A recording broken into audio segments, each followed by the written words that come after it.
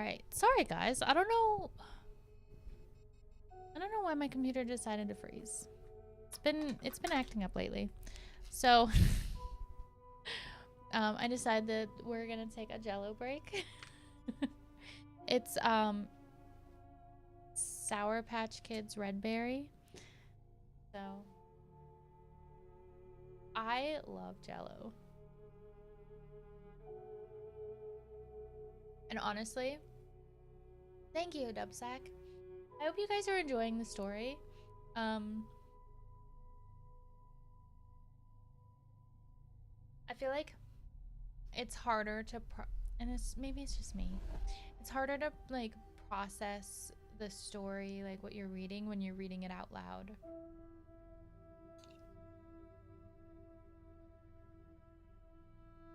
Yo, this red berry jello is so good.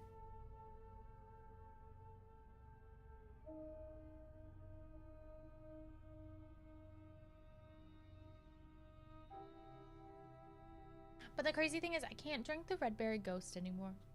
I just like, it's not pleasant.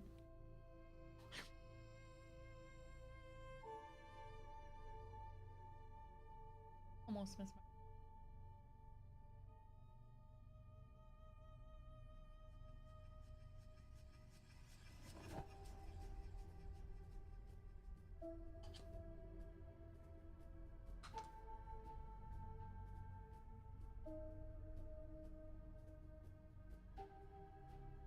There we go. I'm just playing Disney Dreamlight?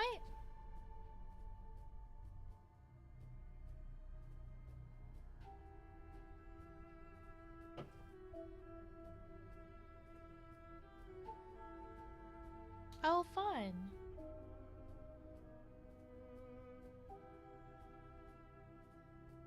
Okay.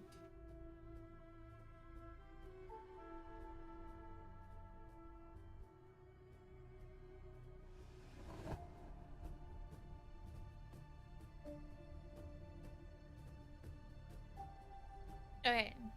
So let's get to... You know what? I've had my phone plugged in and I'm wondering, I'm questioning if that has been messing it up somehow. Okay. Back to it. So we are on chapter 2. John Harker's journal.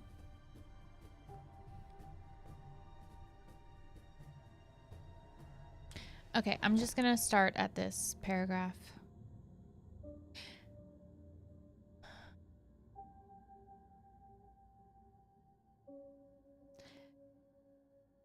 The lamps were also lit in the study or library, and I found the Count lying on the sofa reading, of all things in the world, an English Bradshaw's Guide. When I came in, he cleared the books and papers from the table, and with him I went into plans and deeds and figures of all sorts. He was interested in everything, and asked me a myriad of questions about the place and its surroundings. He clearly had studied beforehand, and all he could get on the subject of the neighborhood, for he evidently, at the end, knew very much more than I did. When I remarked this, he answered, "Well, but, my friend, is it not needful that I should? When I go there, I shall be all alone, and my friend Harker, Jonathan, nay, pardon me, I fall into my country's habit of putting your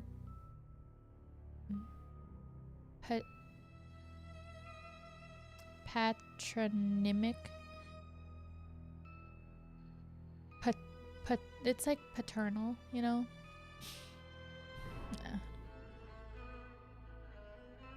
Your patronymic first. My friend Jonathan Harker will not be by my side to correct and aid me. He will be in Exeter, miles away, probably working at papers of the law with my other friend Peter Hawkins. So, we went thoroughly into the business of the purchase of the estate at Purfleet. When I had told him the facts and got his signature to the necessary papers and had written a letter with them ready to post to Mr. Hawkins, he began to ask me how I had come across so suitable a place.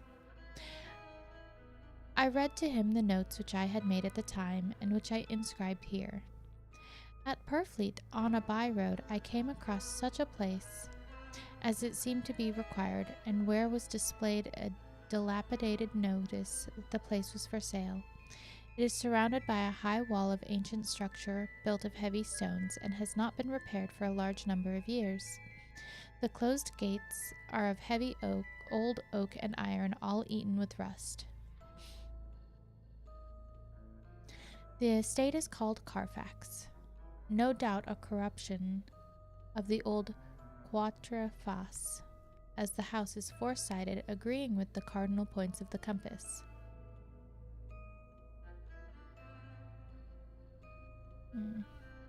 It contains in all some 20 acres, quite surrounded by the solid stone wall above mentioned.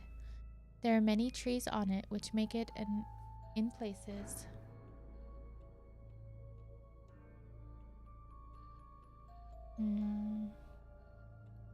gloomy. Okay. There are many trees on it, which make it in places gloomy, and there is a deep, dark...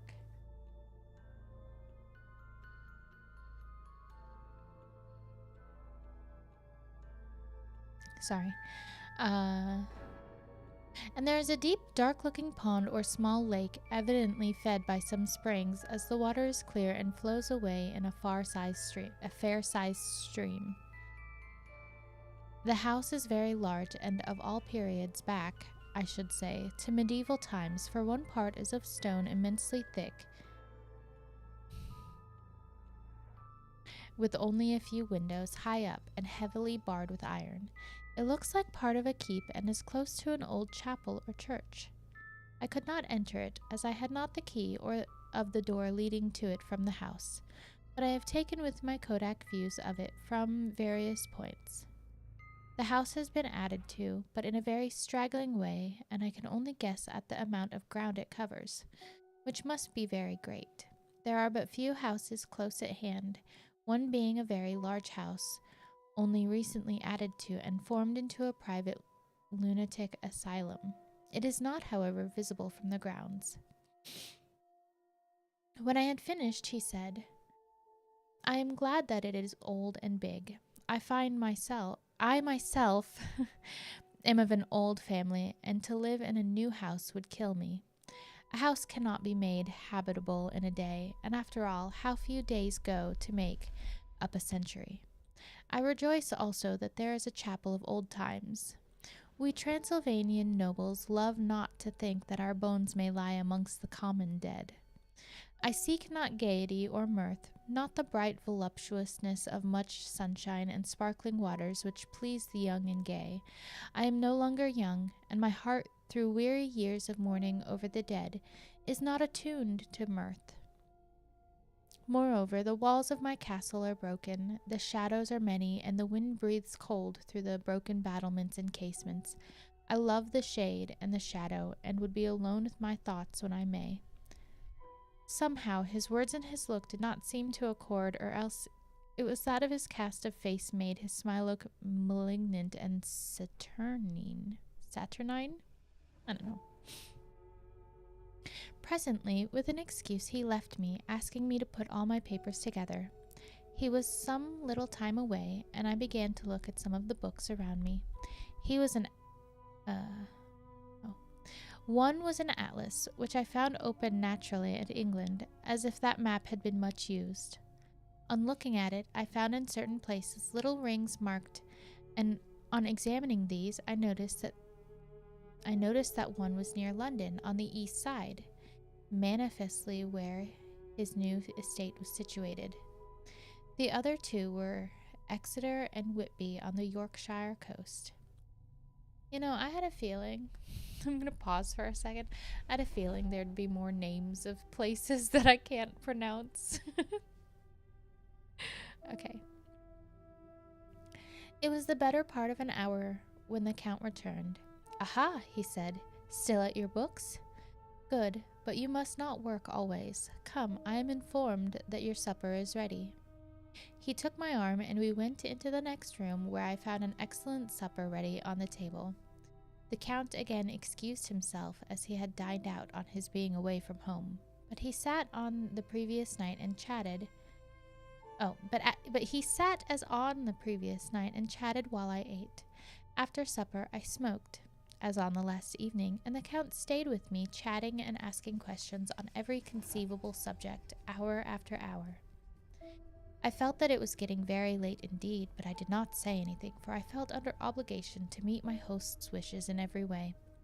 I was not sleepy, as the long sleep yesterday had fortified me, but I could not help experiencing that chill which comes over one at the coming of dawn, which is like, in its way, the turn of the tide.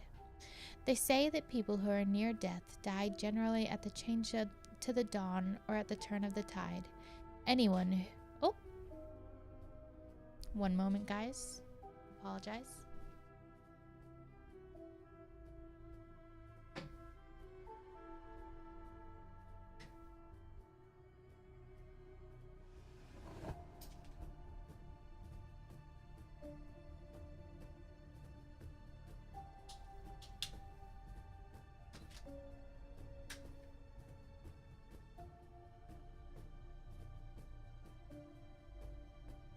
Alright, sorry about that. Okay, where were we? You ever feel like when you're reading a book out loud, like the grandpa in The Princess Bride reading The Princess Bride to the boy? Okay, we are all him. The grandpa. Okay. They say that people who are near death die generally at the change to the dawn or at the turn of the tide. Anyone who has, when tired and tied as it were to his post, experienced this change in the atmosphere can well believe it. All at once we heard the crow of a cock coming up with preternatural.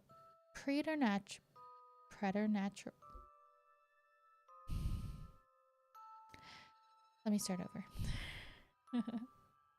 Okay. All at once we heard the crow of a cock coming up with preternatural shrillness through the clear morning air.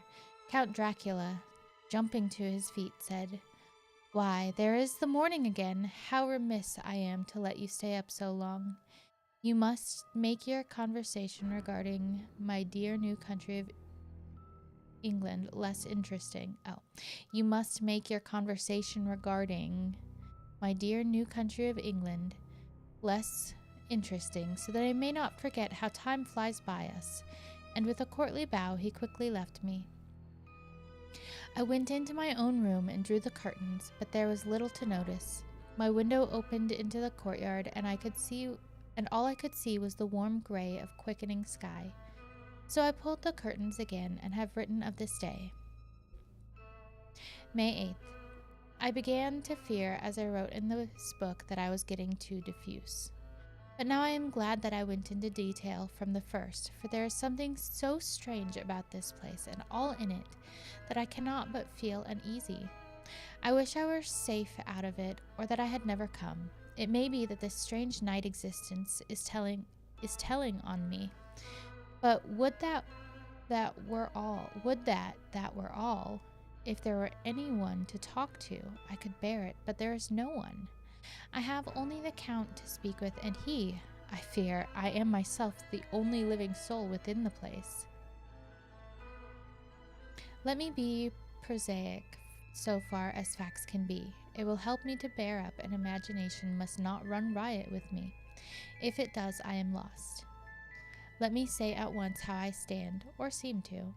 I only slept a few hours when I went to bed, and feeling that I could not sleep any more, I got up. I had hung my shaving glass by the window and was just beginning to shave. Suddenly, I felt a hand on my shoulder and heard the Count's voice saying to me, "Good morning." I started, for it amazed me that I had not seen him since the reflection of the glass covered the whole room behind me. In starting, I had cut myself slightly, but did not notice it at the moment. Having answered the Count's salutation, I turned to the glass again to see how I had been mistaken.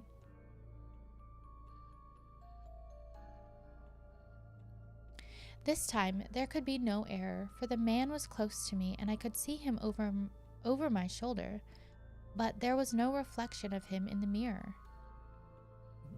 Excuse me, ghost always makes me burp a little.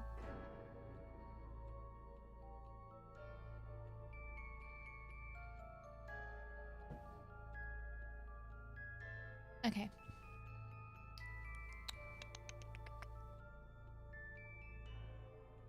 The whole room behind me was displayed, but there was no sign of a man in it, except myself. This was startling, and coming on the top of so many strange things was beginning to increase that vague feeling of uneasiness which I always have when the Count is near. But at that instant I saw that my cut had bled a little, and the blood was trickling over my chin. I laid down the razor, turning as I did so half round to look for some sticking plaster. What? I laid down the razor, turning as I did so half round to look. When the Count saw my face, his eyes blazed with a sort of demonic fury, and he suddenly made a grab at my throat. I drew away, and his hand touched the string of beads which held the crucifix. It made an instant change in him, for the fury passed so quickly that I could hardly believe that it was ever there. "Take care," he said. "Take care how you cut yourself. It is more dangerous than you think in this country." Then, seizing the shaving glass, he went on, "And this is the wretched thing that has done the mischief. It is a foul bauble of man's vanity. Away with it." And opening the heavy window with one wrench of his terrible hand, he flung out the glass, which was shattered into 1,000 pieces on the stones of the courtyard far below. Then he withdrew without a word. It is very annoying, for I do not see how I am to shave, unless in my watch case or the bottom of the shaving pot, which is fortunately of metal. When I went into the dining room, breakfast was prepared, but I could not find the Count anywhere, so I breakfasted alone. It is strange that as yet I have not seen the Count eat or drink. Oh. He must be a very peculiar man. After breakfast, I did a little exploring in the castle. I went out on the stairs and found a room looking towards the south. The view was magnificent, and from where I stood there was every opportunity of seeing it. The castle is on the very edge of a terrible precipice. A stone falling from the window would fall 1,000 feet without touching anything. As far as the eye can reach is a sea of green treetops, with occasionally a deep rift where there is a chasm. Here and there are silver threads where the rivers wind in deep gorges through the forests. But I am not in heart to describe beauty, for when I had seen the view I explored further. Doors, doors, doors everywhere, all locked and bolted. In no place save from the windows in the castle walls is there an available exit. The castle is a veritable prison, and I am a prisoner. I mean, I guess like it must be like super lonely being in a giant castle with like all the doors. It's Beauty and the Beast. He's Belle.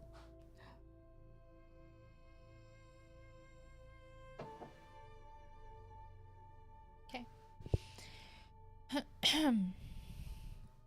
Chapter 3. Jonathan Harker's journal continued. When I found that I was a prisoner, a sort of wild feeling came over me. I rushed up and down the stairs, trying every door and peering out of every window I could find. But after a little while, the conviction of my helplessness overpowered all other feelings. When I look back after a few hours, I think I must have been mad for the time, for I behaved much as a rat does in a trap. When, however, the conviction had come to me that I was helpless, I sat down quietly. As quietly as I have ever done anything in my life, and began to think over what was best to be done. I am thinking still, and as yet as yet, have come to no definite conclusion. Of one thing only am I certain, that it is no use making my ideas known to the Count. He knows well that I am imprisoned, and as he has done it himself and has doubtless his own motives for it, he would only deceive me if I trusted him fully with the facts. So far as I can see, my only plan will be to keep my knowledge and my fears to myself and my eyes open. I am, I know, either being deceived like a baby by my own fears, or else I am in desperate straits, and if the latter be so, I need and shall need all my brains to get through. I had hardly come to this conclusion when I heard the great door below shut and knew that the Count had returned. He did not come at once into the library, so I went cautiously to my own room and found him making the bed. This was odd, but only confirmed what I had all along thought, that there were no servants in the house. When later I saw him through the chink of the hinges of the door, laying the table in the dining room, I was assured of it. For if he does himself all these menial offices, surely it is proof that there is no one else to do them. This gave me a fright, for if there is no one else in the castle, it must have been the Count himself who was the driver of the coach that brought me here. This is a terrible thought, for if so, what does it mean that he could control the wolves as he did by only holding up his hand in silence?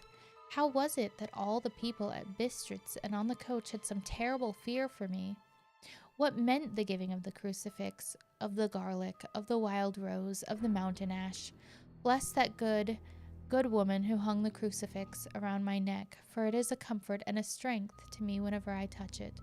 It is odd that a thing which I have been taught to regard with disfavor and as idolatrous should in a time of loneliness and trouble be of help.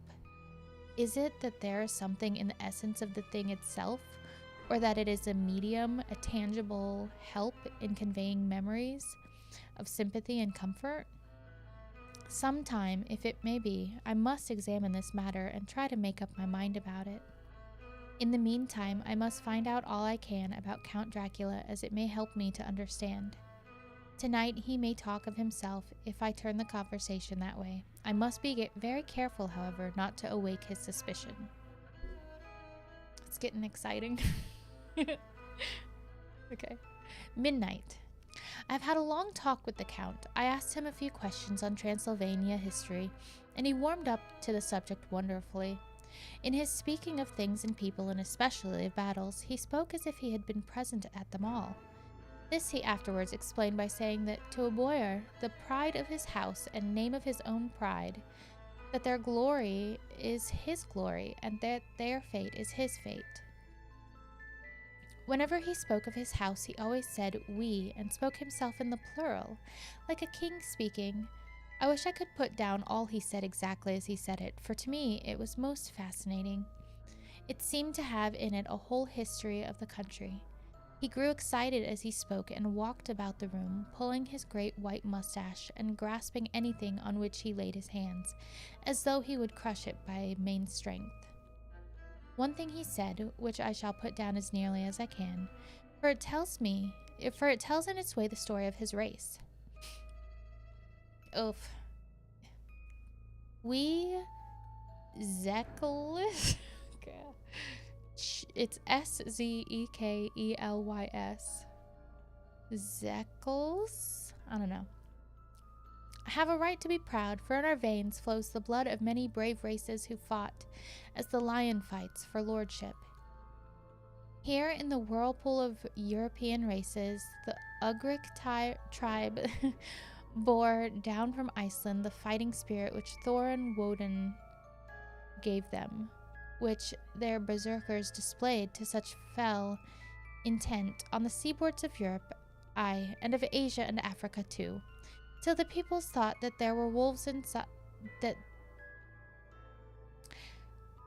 till the peoples thought that the werewolves themselves had come. Here too, when they came, they found the Huns, whose warlike fury had swept the earth like a living flame, till the dying peoples held that in their veins ran the blood of those old witches who, expelled from Scythia, had mated with the devils in the desert.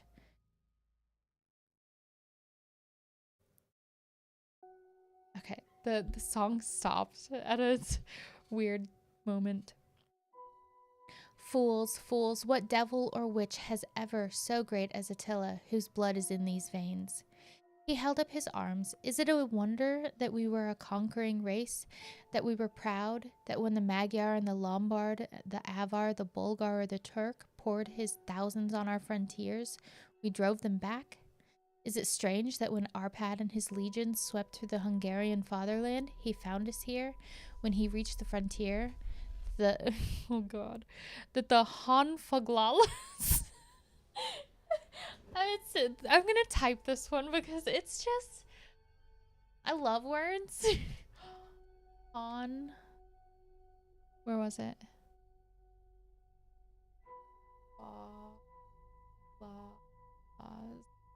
That's what it says. Honfoglalas. I don't. Okay. Hang on. Okay. That the Honfoglalas was completed there. I know, right?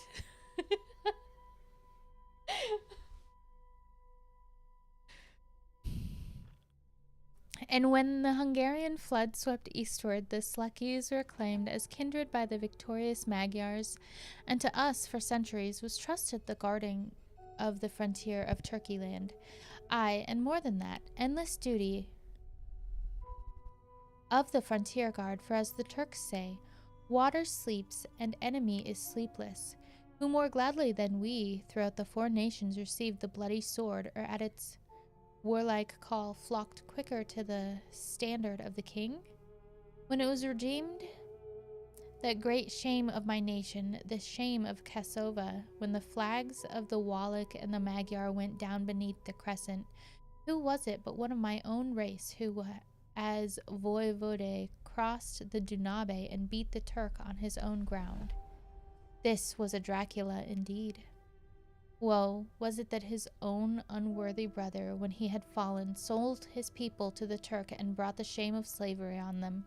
Was it not this Dracula, indeed, who inspired that other of his race who in a later age again and again brought his forces over the great river into Turkeyland, who, when he was beaten back, came again and again and again, though he had to come alone from the bloody field where his troops were being slaughtered, since he knew that he alone could ultimately triumph?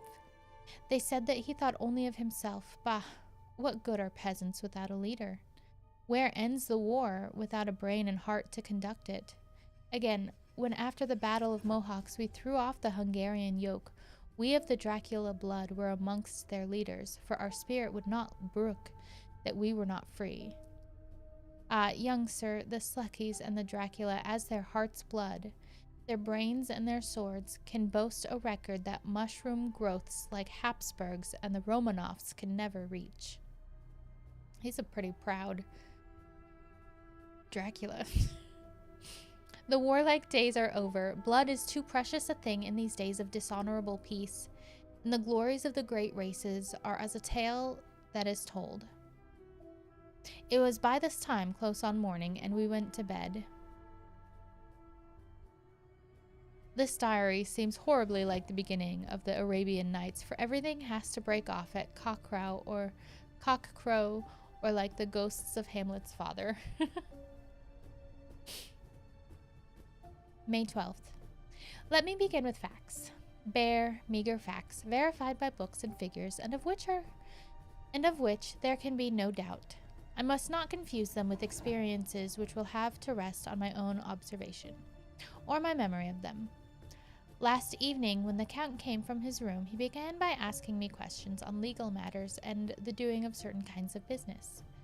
I had spent the day wearily over books, and simply to keep my mind occupied, went over some of the matters I had been examined in at Lincoln's Inn. There was a certain method in the Count's inquiries, so I shall try to put them down in sequence. The knowledge may somehow or sometime be useful to me. First, he asked if a man in England might have 2 solicitors or more. I told him he might have a dozen if he wished, but that it would not be wise to have more than one solicitor engaged in one transaction, as only one could act at a time, and that to change would be certain to militate against his interest. He seemed thoroughly to understand and went on to ask if there would be any practical difficulty in having one man to attend, say, to a banking and another to look after shipping in case local help were needed in a place far from the home of the banking solicitor. I asked him to explain more fully so that I might not by any chance mislead him. So he said, I shall illustrate. Your friend and mine, Mr. Peter Hawkins, from under the shadow of your beautiful cathedral at Exeter, which is far from London, buys for me through your good self my place at London. Good. Now here let me say frankly, lest you should think it strange that I have sought the services of one so far off from London, instead of some one resident there, that my motive was that no local interest might be served, save my wish only, and as one of London resident might perhaps have some purpose of himself or friend to serve. I went thus afield to seek my agent whose labors should be only to my interest. Now, suppose I, who have much of affairs, wish to ship goods, say, to Newcastle, or Durham, or Harwich, or Dover, might it not be that it could with more ease be done by consigning to one in these ports? I answered that certainly it would be most easy, but that we solicitors had a system of agency, one for the other, so that local work could be done locally on instruction from any solicitor, so that the client, simply placing himself in the hands of one man, could have his wishes carried out by him without further trouble. But, said he, I could be at liberty to direct myself. Is it not so? Of course, I replied, and such is often done by men of business, who do not like the whole of their affairs to be known by any one person. Good, he said, and then went on to ask about the means of making consignments and the forms to be gone through, and of all sorts of difficulties which might arise, but forethought could be guarded against. I explained all these things to him to the best of my ability, and he certainly left me under the impression that he would have made a wonderful solicitor, for there was nothing that he did not think of or foresee. Excuse me.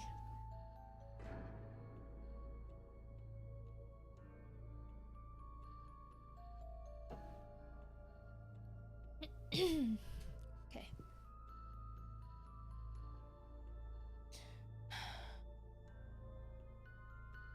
For a man who was never in the country and who did not evidently do much in the way of business, his knowledge and acumen were wonderful. When he had satisfied himself on these points of which he had spoken, and I had verified all as well as I could by the books available, he suddenly stood up and said, Have you written since your first letter to our friend Mr. Peter Hawkins, or to any other? It was with some bitterness in my heart that I answered that I had not, that as yet I had not seen any opportunity of sending letters to anybody. Then write now, my young friend, he said, laying a heavy hand on my shoulder. Write to our friend and to any other, and say, if it will please you, that you shall stay with me until a month from now. Do you wish me to stay so long? I asked, for my heart grew cold at the thought. I desire it much, nay, I will take no refusal, when your master, employer, what you will, engaged that someone should come on his behalf. It was understood that my needs only were to be consulted. If I have not stinted, is it not so? What could I do but bow acceptance? It was Mr. Hawkins' interest, not mine, and I had to think of him, not myself.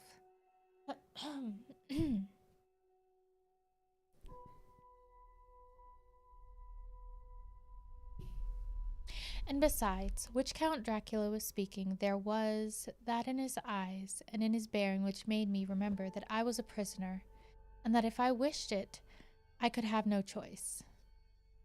The Count saw his victory in my bow and his mastery in the trouble of my face, for he began at once to use them, but in his own smooth, resistless way. I pray you, my good friend, that you will not discourse of things other than business in your letters. It will doubtless please your friends to know that you are well and that you look forward to getting home to them. Is it not so?" As he spoke, he handed me 3 sheets of notepaper and 3 envelopes. They were all the thinnest foreign post, and looking at them, then at him, and noticing his quiet smile with the sharp canine teeth lying over the red underlip, I understood as well as if he had spoken that I should be careful what I wrote, for he would be able to read it. So I determined to write only formal notes now, but to write fully to Mr. Hawkins in secret, and also to Mina, for to her I could write in shorthand, which would puzzle the Count if he did see it. When I had written my 2 letters, I sat quiet reading a book while the Count wrote several notes, referring, as he wrote them, to some books on his table. Then he took up my 2 and placed them with his own and put by his writing materials, after which the instant the door had closed behind him. I leaned over and looked at the letters which were face down on the table. I felt no compunction in doing so, for under the circumstances, I felt that I should protect myself in every way I could. One of the letters was directed to Samuel F. Billington, No. 7, The Crescent, Whitby, another to Herr Lieutenant Varna, the third was to Coutts & Co., London, and the fourth to Heron Klopstock and Bilruth Bankers, Budapest. The second and fourth were unsealed. I was just about to look at them when I saw the door handle move. I sank back into my seat, having just had time to replace the letters as they had been, and to resume my book, before the Count, holding still another letter in his hand, entered the room. He took up the letters on the table and stamped them carefully, and then turning to me said, "I trust you will forgive me, but I have much work to do in private this evening. You will, I hope, find all things as you wish." At the door he turned, and after a moment's pause said, "Let me advise you, my dear young friend, nay, let me warn you, with all seriousness, that should you leave these rooms, you will not by any chance go to sleep in any other part of the castle. It is old and has many memories, and there are bad dreams for those who sleep unwisely. Be warned, should sleep now or ever overcome you, or be like to do, then haste to your own chamber or to these rooms, for your rest will then be safe.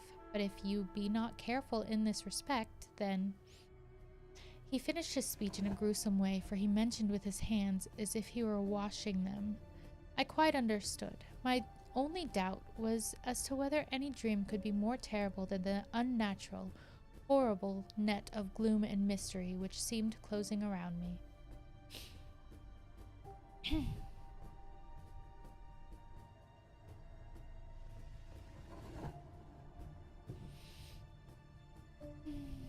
I lost my place. Oh.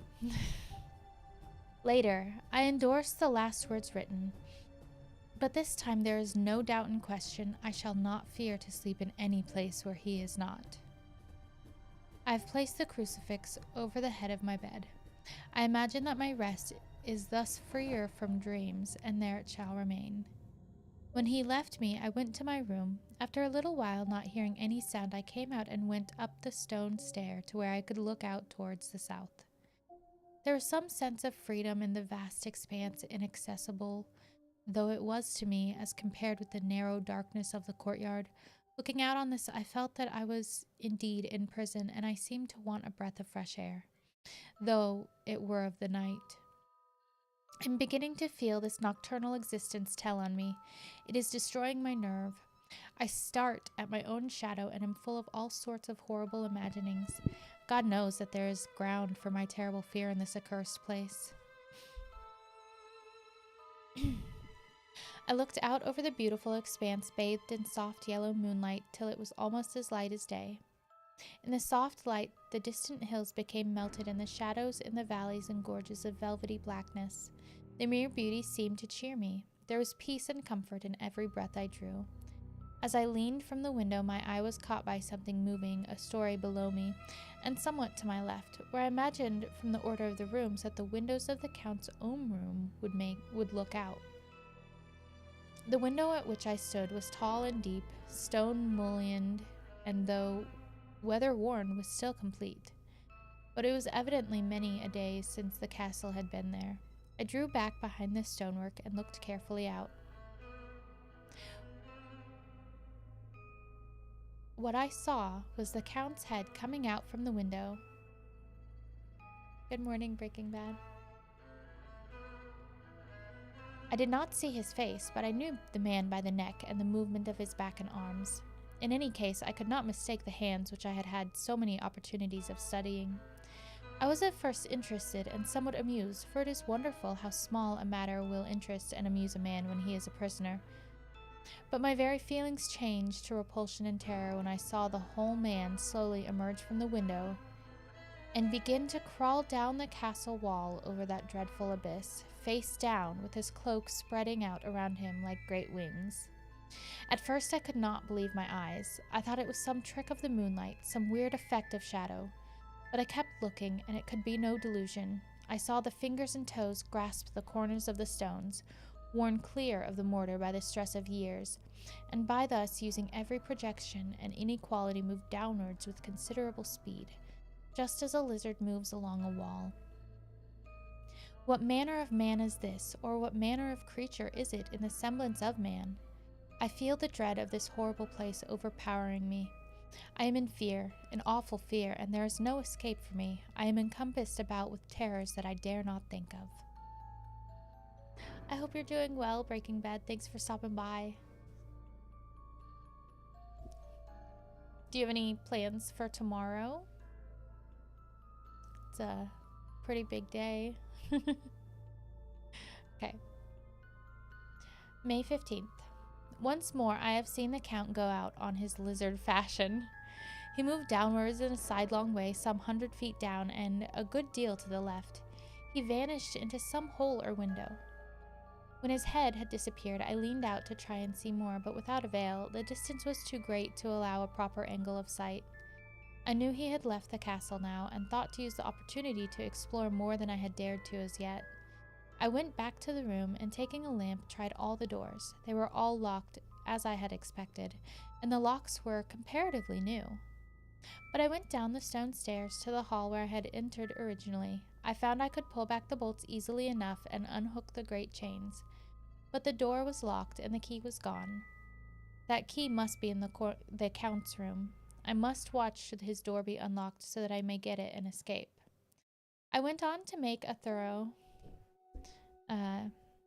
examination of the various stairs and passages,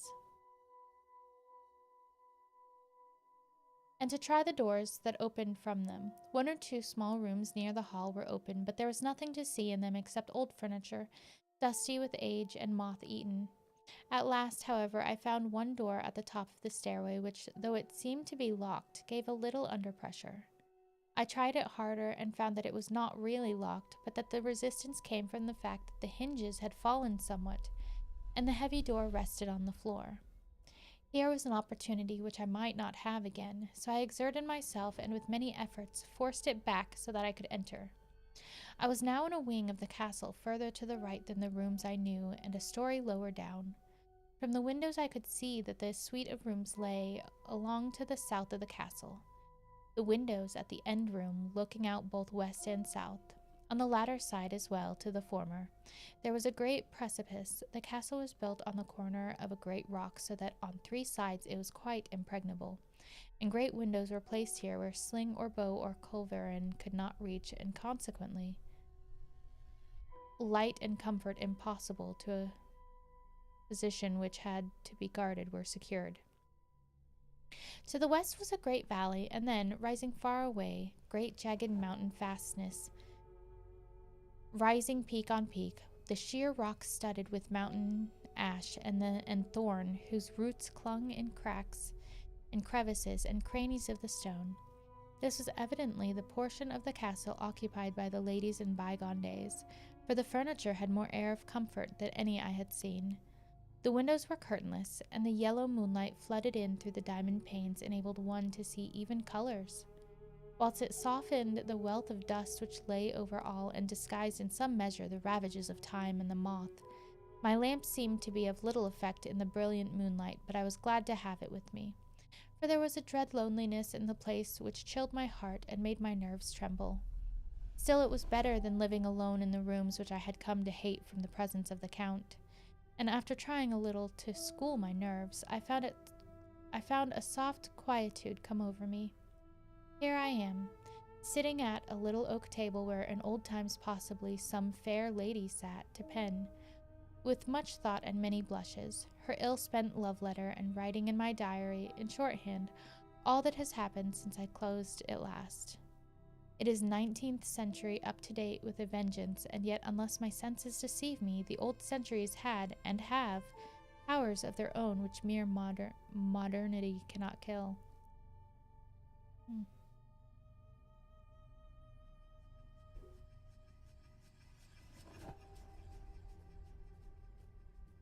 Okay. Later, the morning of May 16th. God preserve my sanity, for to this I am reduced. Safety and the assurances of safety are things of the past.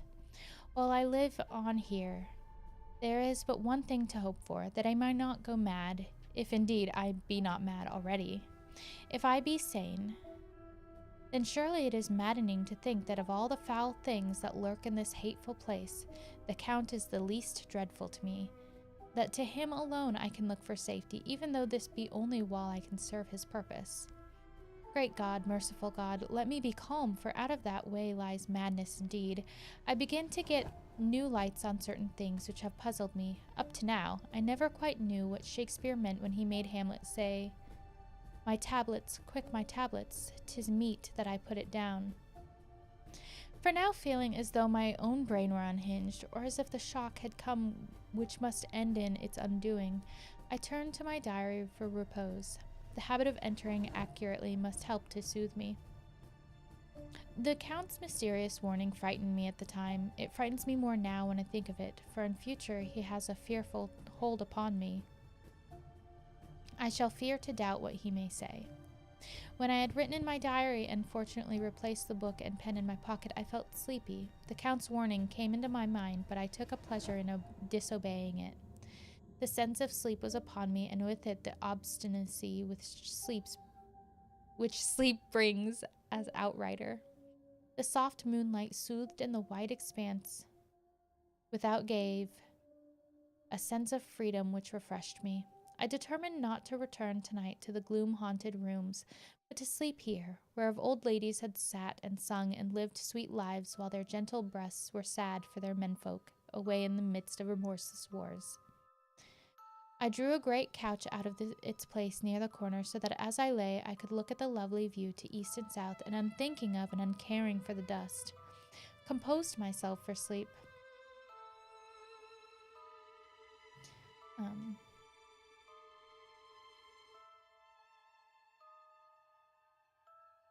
I lost my spot. Hang on. Okay. I suppose I must have fallen asleep. I hope so, but I fear for all that followed was startlingly real. So real that now sitting here in the broad, full sunlight of the morning, I cannot in the least believe that it was all sleep. I was not alone. The room was the same, unchanged in any way since I came into it. I could see along the floor in the brilliant moonlight my own footsteps marked where I had disturbed the long accumulation of dust. In the moonlight opposite me were 3 young women, ladies by their dress and manner. I thought at the time that I must be dreaming when I saw them, for though the moonlight was behind them, they threw no shadow on the floor. They came close to me and looked at me for some time, and then whispered together.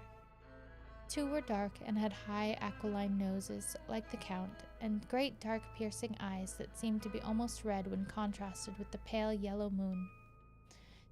The other was fair as can be, with great wavy masses of golden hair and eyes like pale sapphires. I seemed somehow to know her face and to know it in connection with some dreamy fear, but I could not recollect at the moment how or where. All 3 had brilliant white teeth that shone like pearls against the ruby of their voluptuous lips. There was something about them that made me uneasy, some longing at the same time, some deadly fear. I felt in my heart a wicked burning desire that they would kiss me with those red lips. It is not good to note this down lest someday it should meet Mina's eyes and cause her pain, but it is the truth. They whispered together, and then they all three laughed, such a silvery, musical laugh, but as hard as though the sound never could have come through the softness of human lips. It was like the intolerable tingling sweetness of water glasses when played on by a cunning hand. The fair girl shook her head coquettishly, and the other two urged her on. One said, "Go on, you are first and we shall follow. Yours is the right to begin." The other added, "He is young and strong. There are kisses for us all." I lay quiet, looking out under my eyelashes in an agony of delightful anticipation. What kind of book is this?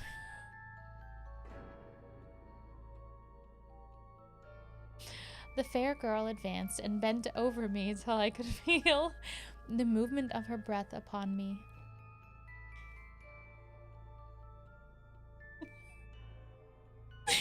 Okay.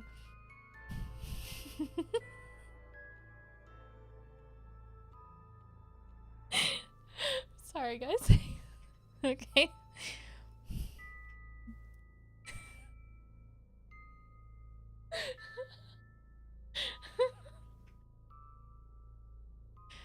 Ooh, okay. Sweet it was, in one sense, honey sweet, and sent this... Sorry.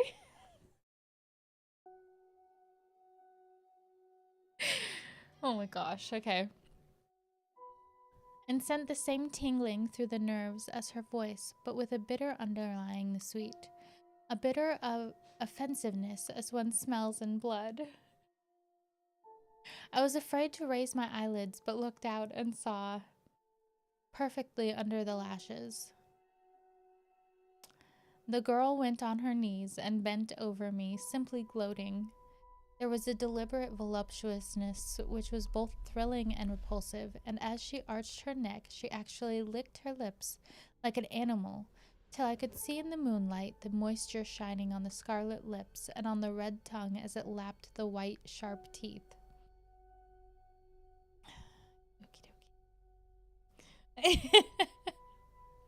Right? Let's...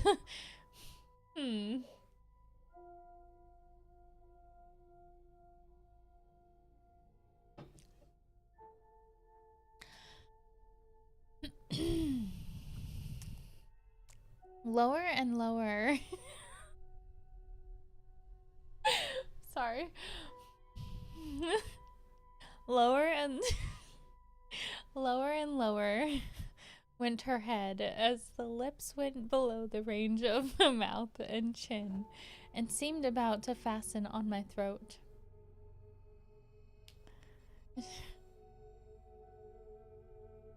Then she paused. Guys, I'm sorry.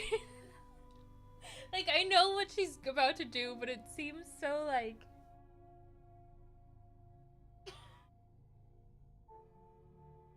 It seems very sexual. Okay. And then she paused, and I could hear the churning sound of her tongue as it licked her teeth and lips, and could feel the hot breath on my neck. Then the skin of my throat began to tingle, as one's flesh does when the hand that is to tickle it approaches nearer and nearer. I could feel the soft, shivering touch of the lips on the super-sensitive skin of my throat, and the hard dents of two sharp teeth just touching and pausing there. I closed my eyes in a languorous ecstasy and waited with beating heart. But at that instant, another sensation swept through me as quick as lightning. I was conscious of the presence of the Count, and of his being as if lapped in a storm of fury. As my eyes opened involuntarily, I saw his strong hand grasp the slender neck of the fair woman and with giant's power draw it back. The blue eyes transformed with fury, the white teeth champing with rage, and the fair cheeks blazing red with passion.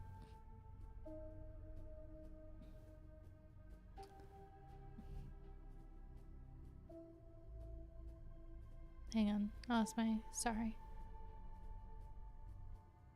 Okay. But the Count, never did I imagine such wrath and fury even to the demons of the pit. His eyes were positively blazing. The red light in them was lurid, as if the flames of hellfire blazed behind them.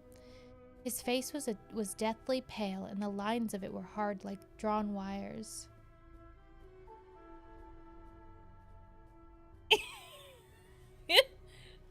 Right? Okay. His face was deathly pale, and the lines of it were hard like drawn wires. The thick eyebrows that met over the nose now seemed like a heaving bar of white hot metal. With a fierce sweep of his arm, he hurled the woman from him and then motioned to the others as though he were beating them back. It was the same imperious gesture I had seen used to the wolves. In a voice which, though low and almost in a whisper, seemed to cut through the air and then ring around the room, as he said, "How dare you touch him, any of you? How dare you cast eyes on him when I had forbidden it? Back, I tell you all. This man belongs to me. Beware how you meddle with him, or you'll have to deal with me."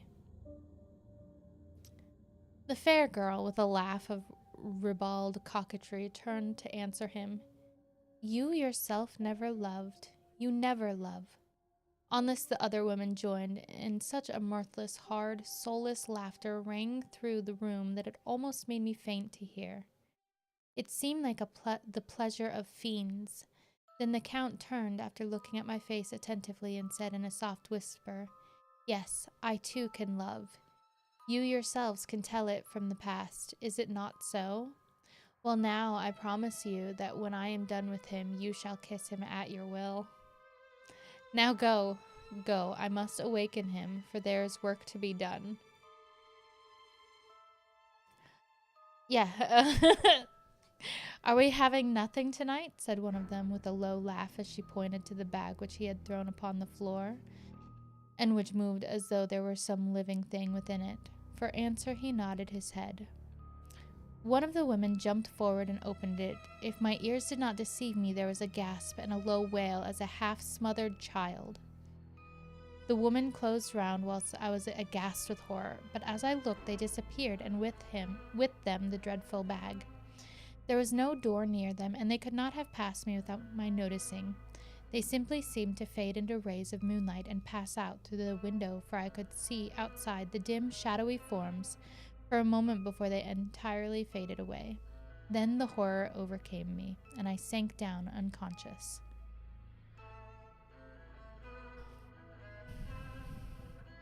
That was a lot to take in.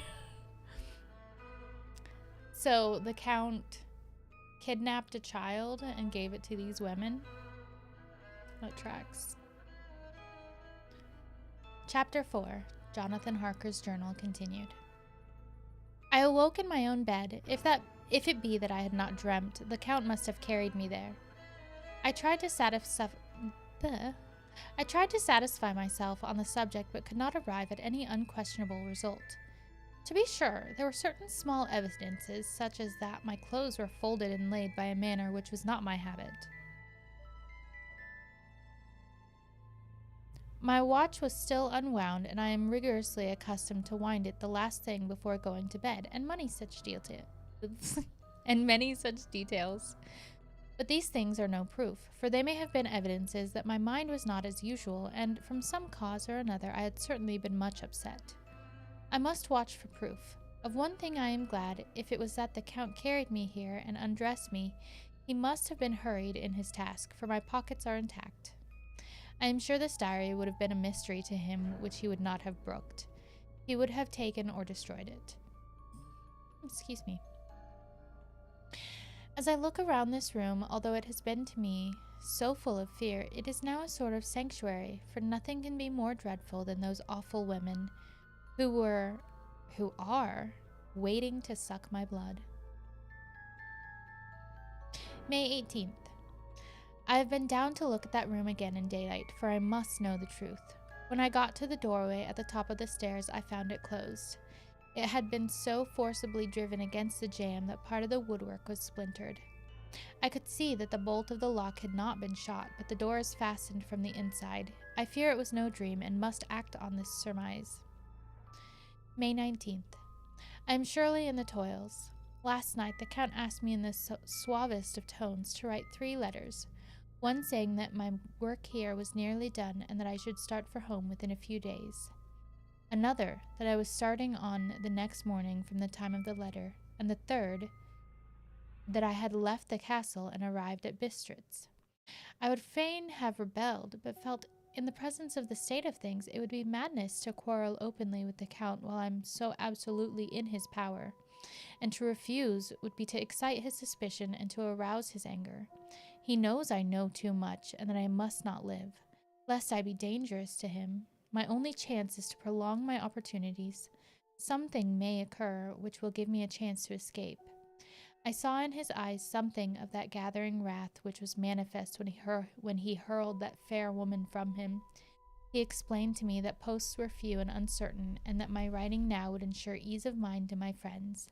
And he assured me with so much impressiveness that he would countermand the later letters, which would be held over at Bistritz until due time, in case chance would admit of my prolonging my stay, and that to oppose him would have been to create new suspicion. I therefore pretended to fall in with his views, and asked him what dates I should put on the letters. He calculated a minute and said the first should be June 12, the second June 19, and the third June 29th. I know now the span of my life. God help me. May 28th. There is a chance of escape, or at any rate of being able to send word home. A band of Zagni have come to the castle and are encamped in the courtyard. These Zagni are gypsies. I have notes of them in my book. They are peculiar to this part of the world, though allied to the ordinary gypsies all. I'm just gonna call them gypsies. All the world over. There are thousands of them in Hungary and Transylvania who are almost outside all law. They attach themselves as a rule to some great noble or boyar and call themselves by his name. They are fearless and without religion save superstition, and they talk only their own varieties of the Romani tongue. I shall write some letters home and shall try to get them to have them posted. I have already spoken them through my window to begin acquaintanceship.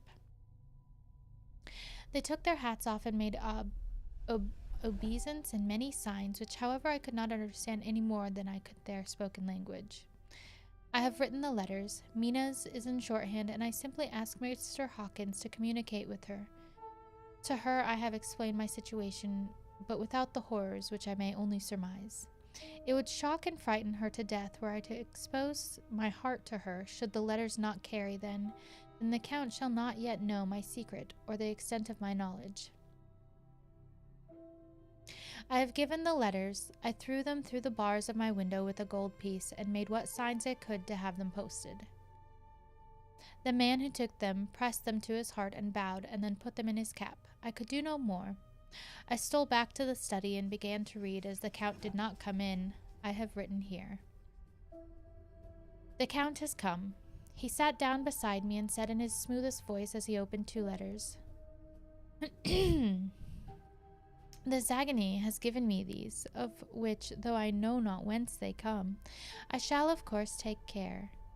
See, he must have looked at it. One is from you, and to my friend Peter Hawkins, the other.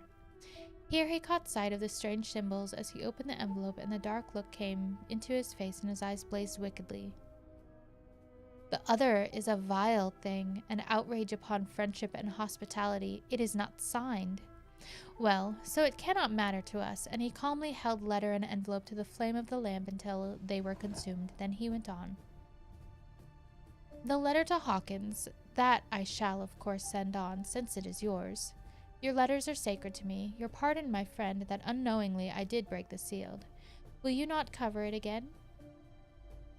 He held out the letter to me, and with a courteous bow handed me a clean envelope. I could only redirect it and hand it to him in silence.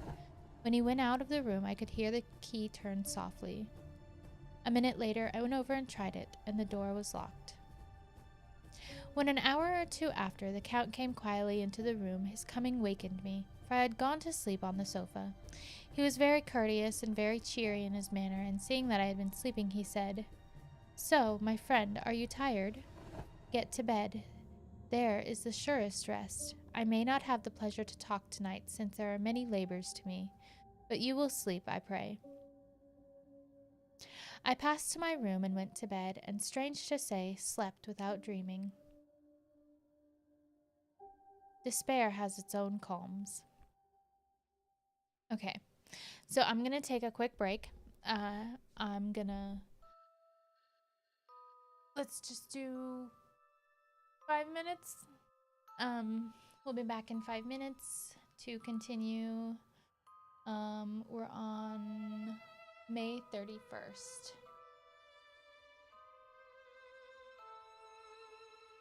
So I will be right back. Oops.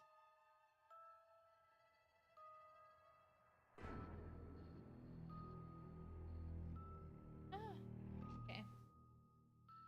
But we'll be back in about 5 minutes. So 5 minute break.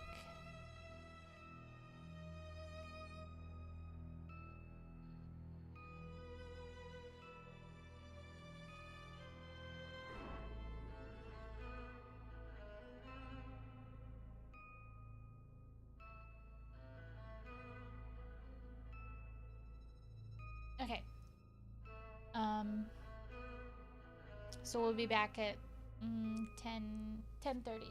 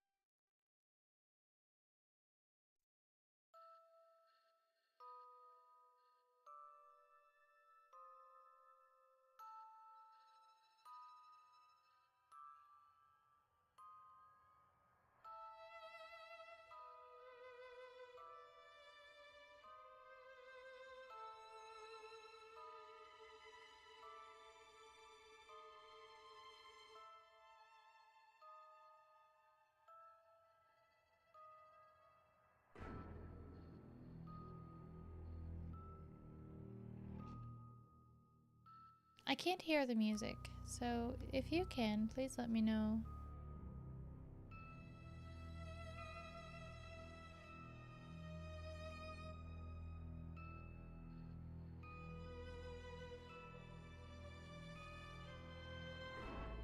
I don't know. I'm just pushing buttons on my...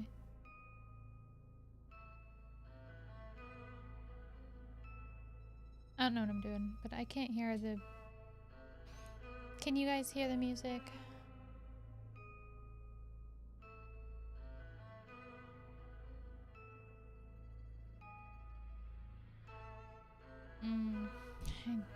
Okay. I don't know what I did, but I can't hear the music anymore. So, but that's fine. We will continue. Okay. May 31st. Okay. This morning when I awoke, I thought I would provide myself with some paper and envelopes from my bag and keep them in my pocket so that I might write in case I should get an opportunity. But again, a surprise. Again, a shock. Every scrap of paper was gone, and with it all my notes, my memoranda relating to railways and travel, my letter of credit, in fact, all that might be useful to me were I once outside the castle. I sat and pondered a while, and then something occurred to me, and I made a search of my portmanteau. and in the wardrobe where I had placed my clothes. The suit in which I had traveled was gone, and also my overcoat and rug. I could find no trace of them anywhere. This looked like some new scheme of villainy.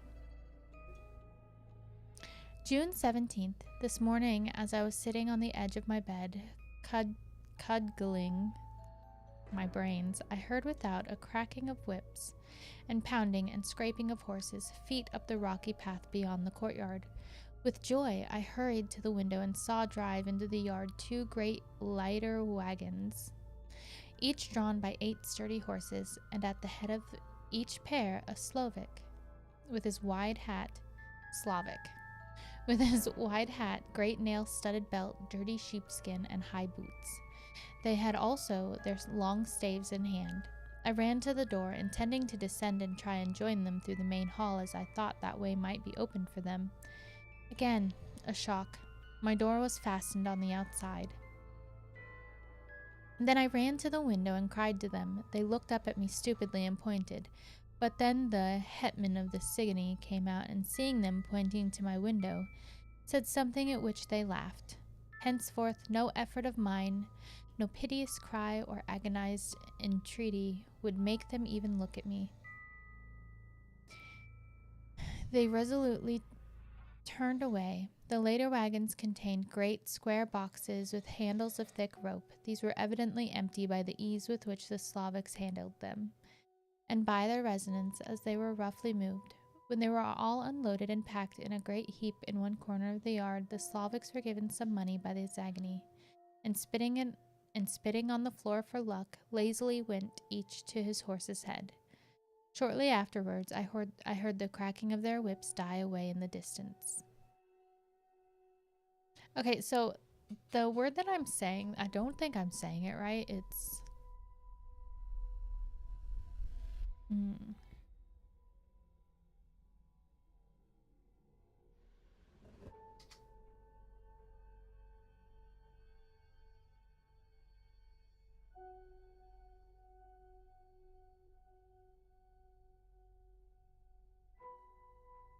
this one right here. Sagany. I don't know. Anyway.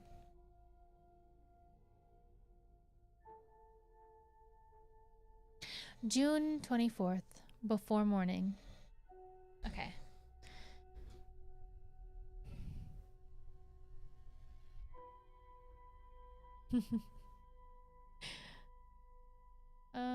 Last night the Count left me early and locked himself into his own room. I know, these words are just ridiculous. I mean, why? Words are hard, and honestly, I'm struggling a little, but I'm pushing through it.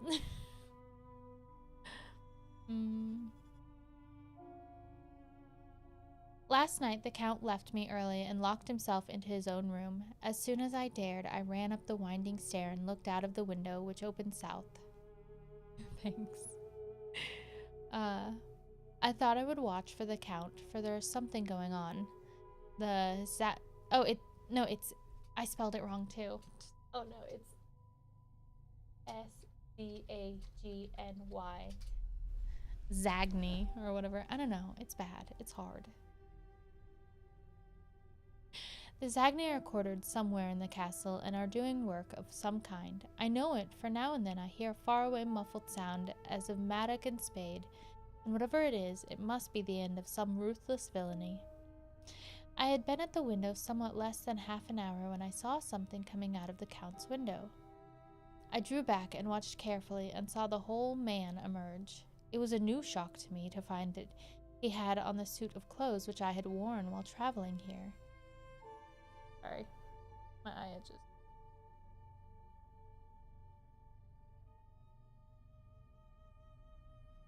Wow. There's like an eyelash. Okay. Okay.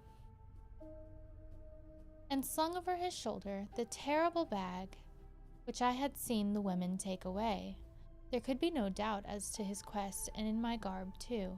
This, then, is his new scheme of evil, that he will allow others to see me as they think, so that he may both leave evidence that I have been seen in the towns or villages posting my own letters, and that any wickedness which he may do shall by the local people be attributed to me. Attributed, that's the word.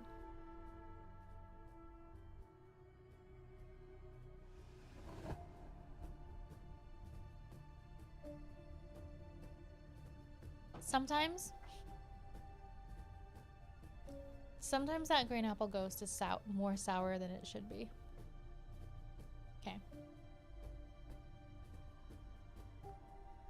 It makes me rage to think that this can go on. And while I'm shut up here, a veritable prisoner, but without that protection of the law, which is even a criminal's right and consolation. I thought I would watch for the Count's return, and for a long time sat doggedly at the window. Then I began to notice that there were some quaint little specks floating in the rays of the moonlight. They were like the tiniest grains of dust, and they whirled around and gathered in clusters in a nebulous sort of way. I watched them with a sense of soothing, and a sort of calm stole over me. I leaned back in the embrasure in a more comfortable position so that I could enjoy more fully the aerial gambling. Something made me start up, a low, piteous howling of dogs somewhere far below in the valley, which was hidden from my sight. Louder, it seemed to ring in my ears, and the floating motes of dust to take new shapes to the sound as I danced in the moonlight. I felt myself struggling to awake to some call of my instincts. Nay, my very soul was struggling, and my half-remembered sensibilities were striving to answer the call. I was becoming hypnotized. Hang on, I think I hear one of my kids.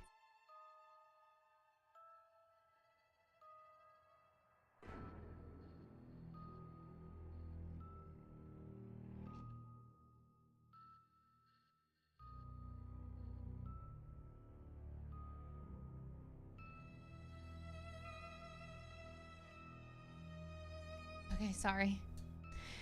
All right. Okay. I was becoming hypnotized. Quicker and quicker danced the dust. The moonbeams seemed to quiver as they went by me into the mass of gloom beyond.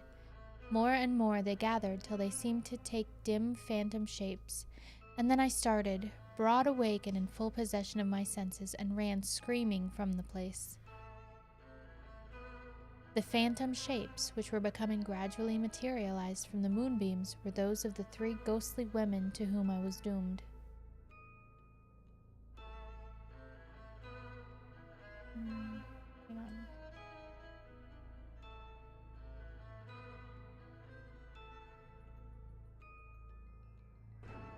There, that's good.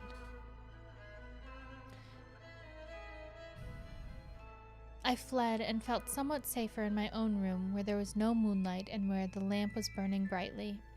When a couple hours had passed, I heard something stirring in the Count's room, something like a sharp wail, quickly suppressed.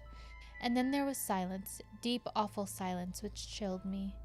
With a beating heart, I tried the door, but I was locked in my prison and could do nothing. I sat down and simply cried.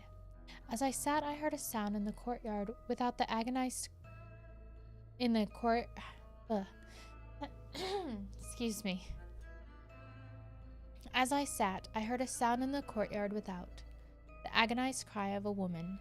I rushed to the window and, throwing it up, peered out between the bars. There, indeed, was a woman with disheveled hair, holding her hands over her heart as one distressed with running. She was leaning against a corner of the gateway. When she saw my face at the window, she threw herself forward and shouted in a voice laden with menace, "Monster, give me my child." She threw herself on her knees and, raising up her hands, cried the same words in tones which wrung my heart. Then she tore her hair and beat her breast and abandoned herself to all the violences of extravagant emotion.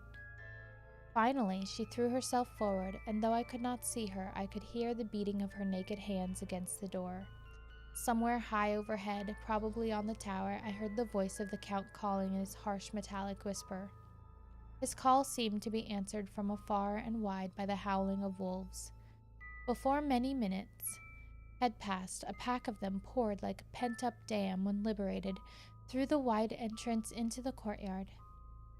There was no cry from the woman, and the howling of the wolves was but short. Before long, they streamed away singly, licking their lips. I could not pity her, for I knew now what had become of her child, and she was better off dead. What shall I do? What can I do? How can I escape from this dreadful thrall of night and gloom and fear?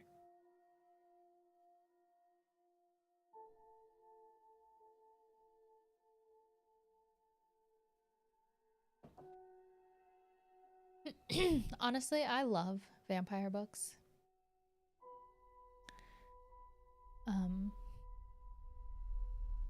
But I also feel like I need to address that I do not like Twilight.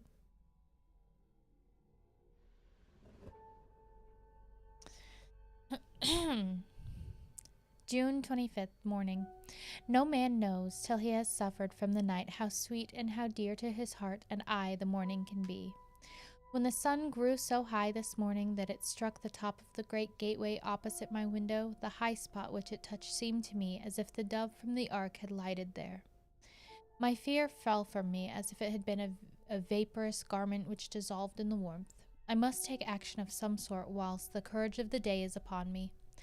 Last night, one of my post-dated letters went to post, the first of that fatal series which is to blot out the very traces of my existence from the earth. Let me not think of it. Action. It has always been at night time that I have been molested or threatened or in some way in danger or in fear. I have not yet seen the Count in the daylight. Can it be that he sleeps when others wake, that he may be awake while they sleep? If I could only get into his room, but there is no possible way. The door is always locked. No way for me. Yes, there is a way, if one dares to take it. Where his body has gone, we may... Yes, there is a way, if one dares to take it. Where his body has gone, why may not another body go?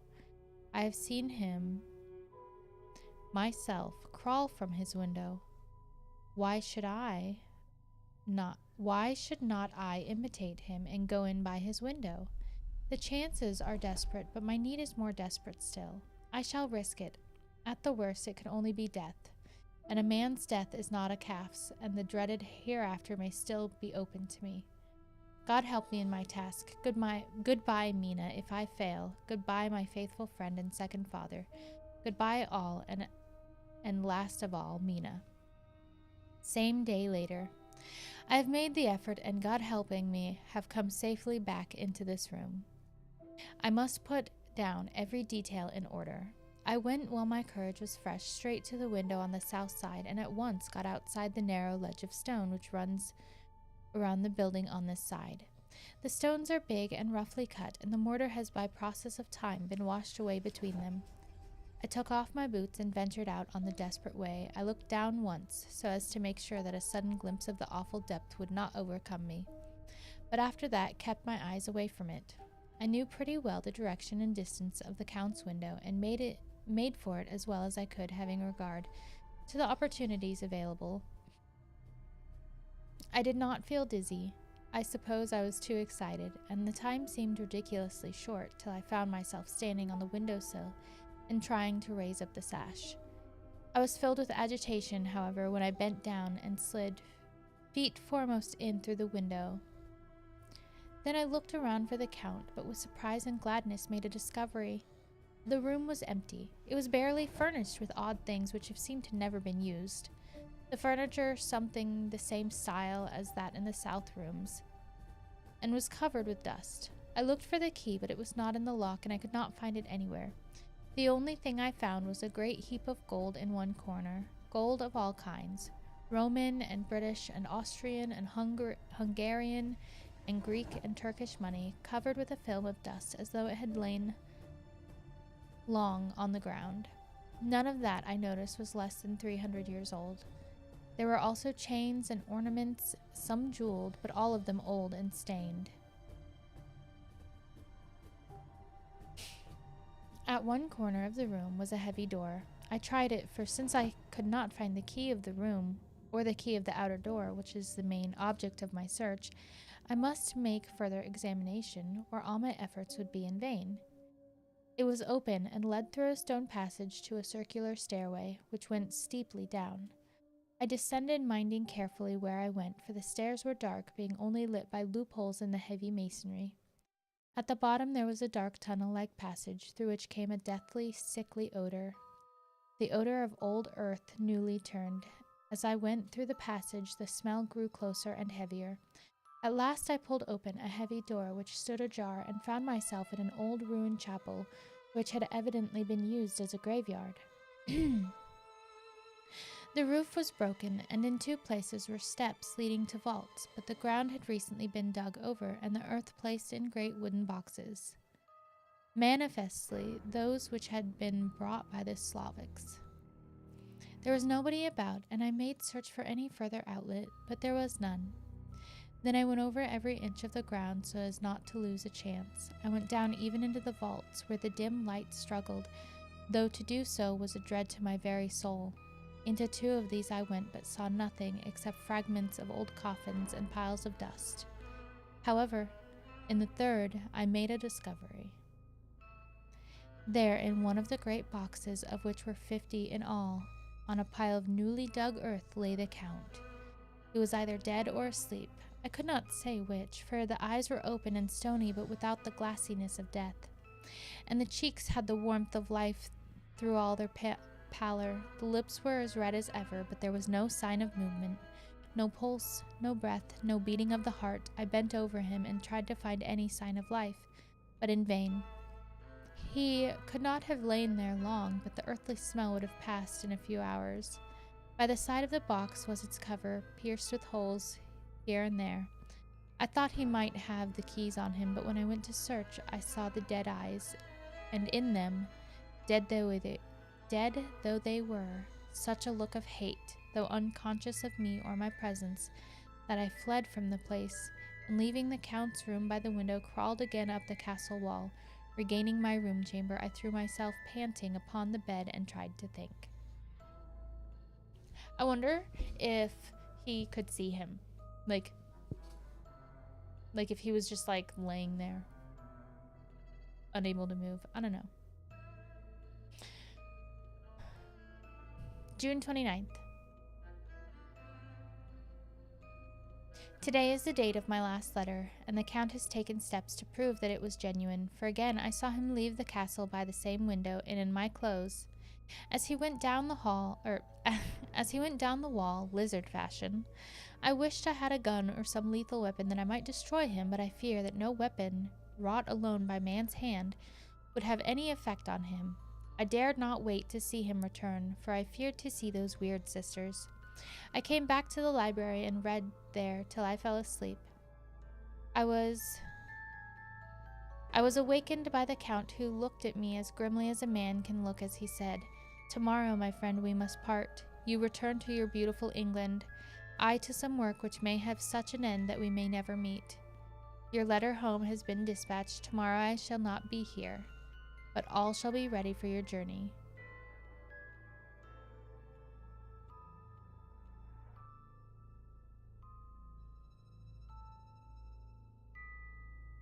I lost my spot. Oh.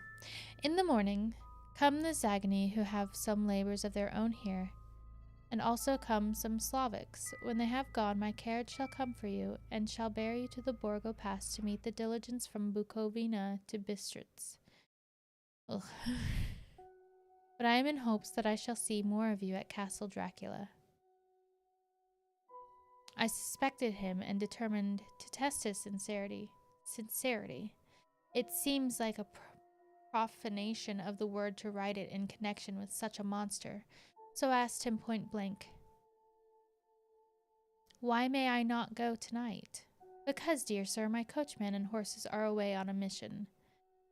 "But I would walk with pleasure. I want to get away at once." He smiled such a soft, smooth, diabolical smile that I knew there was some trick behind his smoothness. He said, "And your baggage?"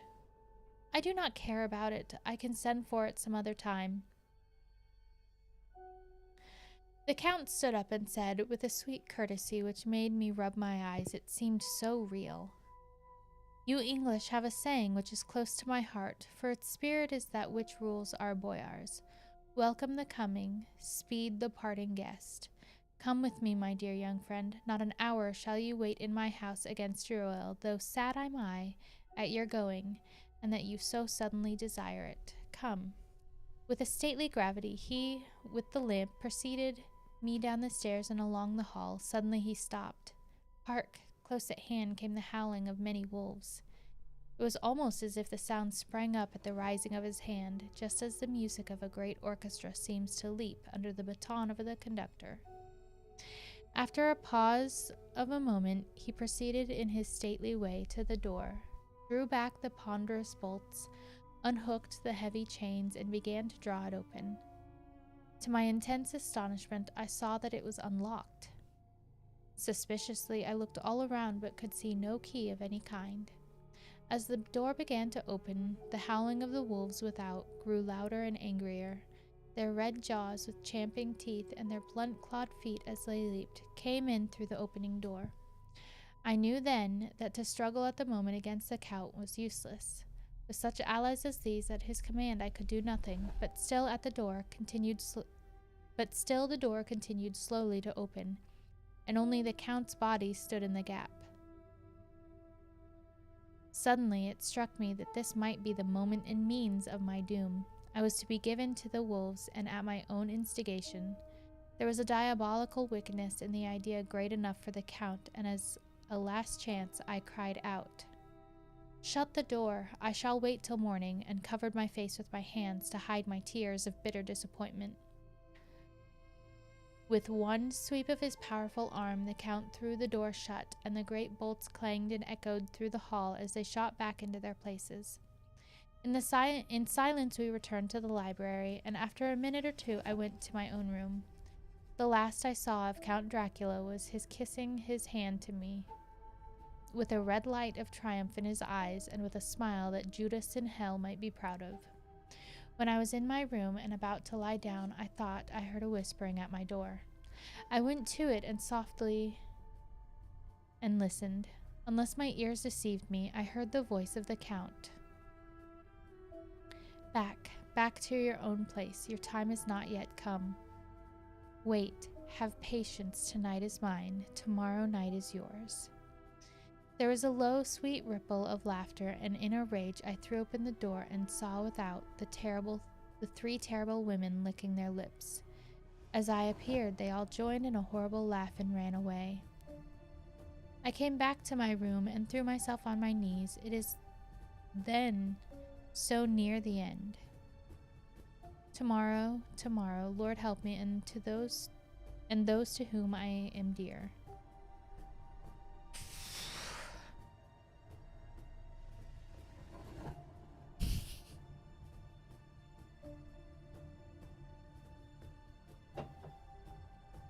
All right. The writing style in this book. Oof.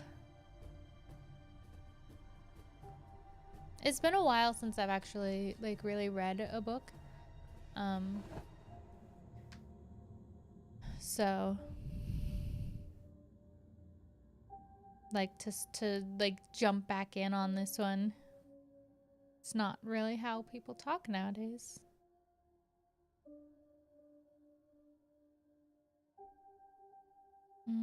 Okay. June 30th in the morning. These may be the last words I ever write in this diary. I slept till just before the dawn, and when I woke, threw myself on my knees, for I determined that if death came, he should find me ready. At last I felt that subtle change in the air, and knew the morning had come. Then came the welcome cock crow, and I felt that I was safe. Excuse me.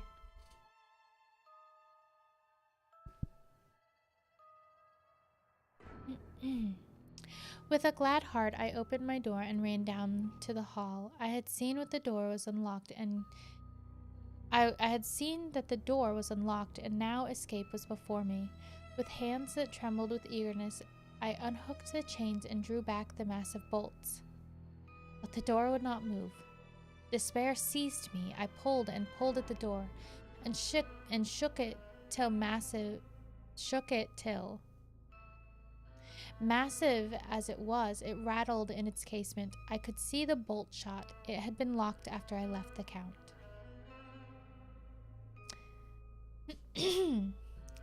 Then a wild desire took me to obtain that key at any risk, and I determined then and there to scale the wall again and gain the Count's room. He might kill me, but death now seemed the happier choice of evils. Without a pause, I rushed up to the east window and scrambled down the wall as before into the Count's room. It was empty, but that was as I expected. I could not see a key anywhere, but the heap of gold remained. I went through the door in the corner and down the winding stair and along the dark passage to the old chapel. I knew now well enough where to find the monster I sought. The great box was in the same place, close against the wall, but the lid was laid on it, not fastened down, but with the nails ready in their places to be hammered home.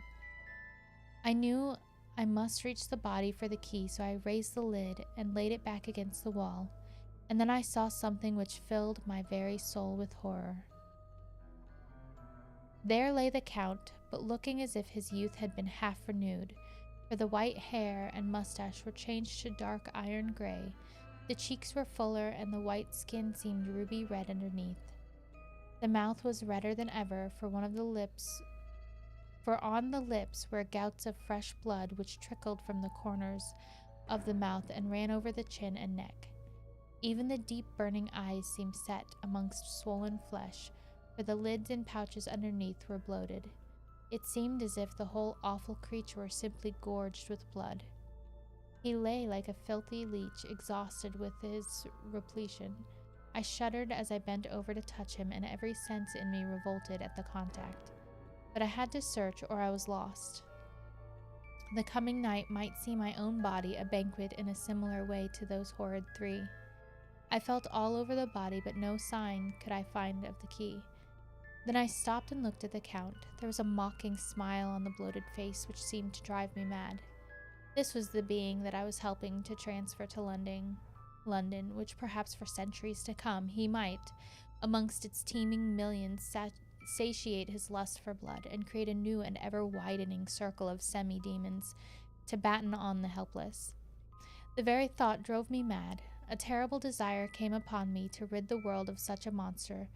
There was no lethal weapon at hand, but I seized a shovel, which the workmen had been using to fill the cases, and lifting it high, struck with the edge downward at the hateful face.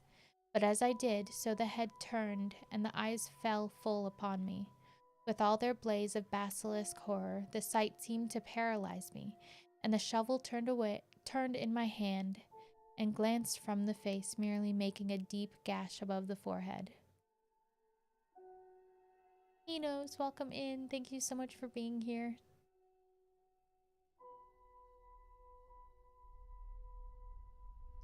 The shovel fell from my hand across the box, and as I pulled it away, the flange of the blade caught the edge of the lid, which fell over again and hid the horrid thing from my sight. One moment.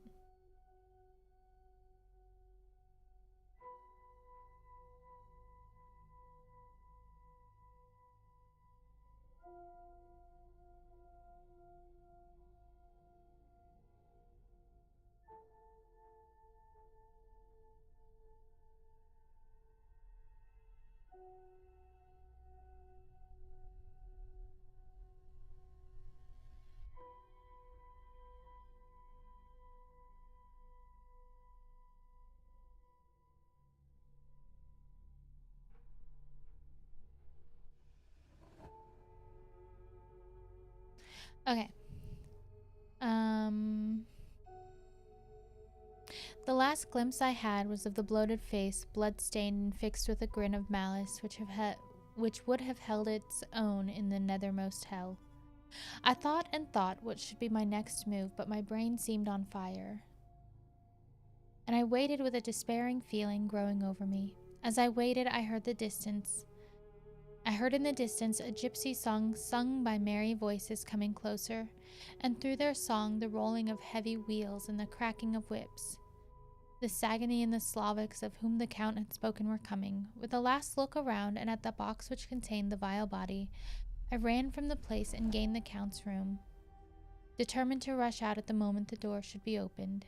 With strained ears, I listened and heard downstairs the grinding of the key in the great lock and the falling back of the heavy door. There must have been some other means of entry, or someone had a key for one of the locked doors. Then there came the sound of many feet tramping and dying away in some passage, which sent up a clanging echo. I turned to run down again towards the vault where I might find the new entrance. But at the moment... Hang on, sorry guys.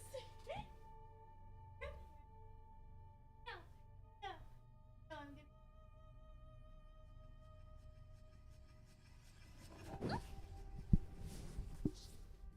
found a Miko. Hi, Miko. She's here. She does not want me to hold her, but look at her. She's so pretty. She's so... Okay. You can go now. Now that I'm covered in hair. Okay.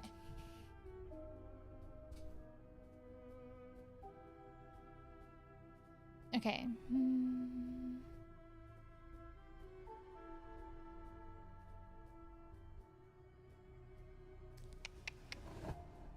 Okay. There must have been some other means of entry, or someone had a key for one of the locked doors. Then there came the sound of many feet tramping and dying away in some passage which sent up a clanging echo. I turned to run down again towards the vault where I might find the new entrance, but at the moment there seemed to come a violent puff of wind, and the door to the winding stair blew to with a shock that set the dust from the lintels flying. When I ran to push it open, I found that it was hopelessly fast. I was again a prisoner, and the net of doom was closing round me more closely. As I write, there is in the passage below a sound of many tramping feet and the crash of weights being set down heavily.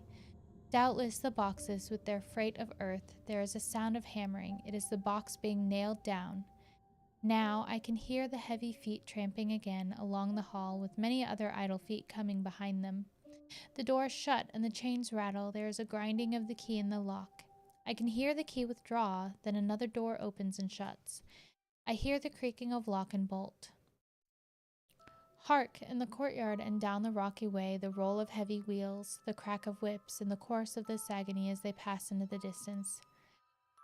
I am alone in the castle with those awful women. Mina is a woman, and there is naught in common. They are devils of the pit. I shall not remain alone with them. I shall try to scale the castle wall further than I have yet attempted. I shall take some of the gold with me, lest I want it later. I may find a way from this dreadful place, and then away for home, away to the quickest and nearest train, away from this cursed spot, and from this cursed land where the devil and his children still walk with earthly feet. At least God's mercy is better than that of these monsters, with the precipice is steep and high. At its foot a man may sleep as a man. Goodbye all, Mina. Okay, so that was the end of Jonathan Harker's journal. On to chapter 5. What time is it?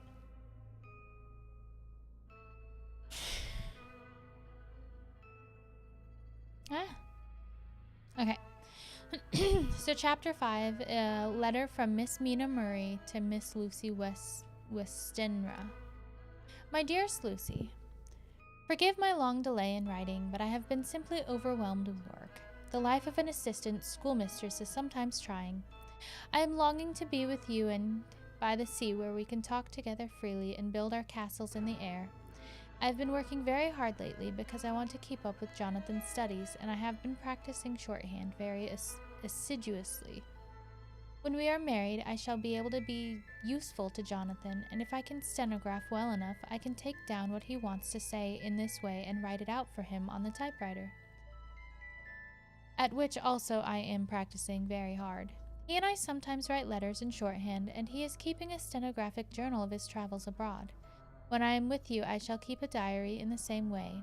I don't mean one of those 2 pages to the week with Sunday squeezed in a corner diaries, but a sort of journal where I can write in whenever I feel inclined. I do not suppose there will be much of interest to other people, but it is not intended for them. I may show it to Jonathan some day if there is in it anything worth sharing, but it is really an exercise book. I shall try to do what I see lady journalists do, interviewing and writing descriptions and trying to remember conversations. I'm told that with a little practice one can remember all that goes on or that one hears said during a day. However, we shall see. I will tell you of my little plans when we meet. I have just had a few hurried lines from Jonathan from Transylvania. He is well and will be returning in about a week. I am longing to hear all his news. It must be so nice to see strange countries. I wonder if we, I mean Jonathan and I, shall ever see them together. There's the 10 o'clock bell ringing. Goodbye. Your loving Mina.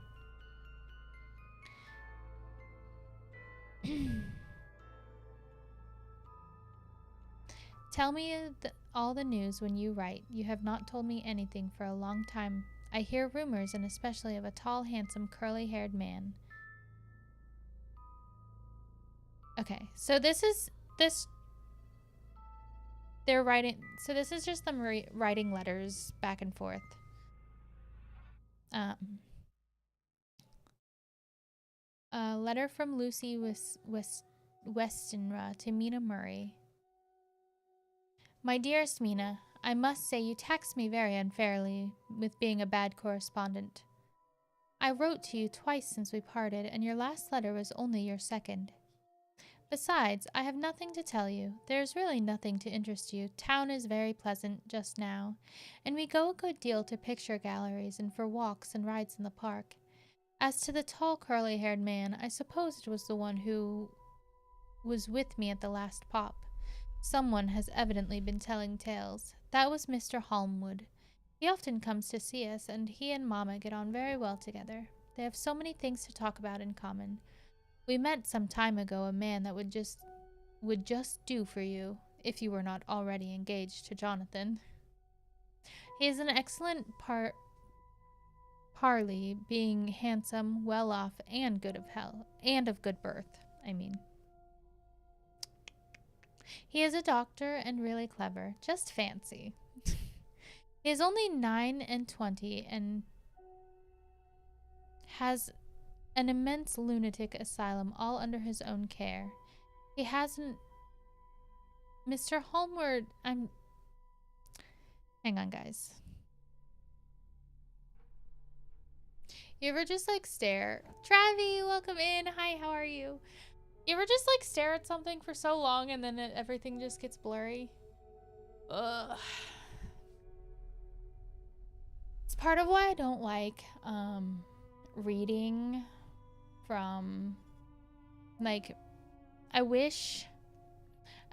gonna get the book before next weekend so that I can actually like read from the pages and not have my phone in front of me, you know? Okay. Mr. Holmwood.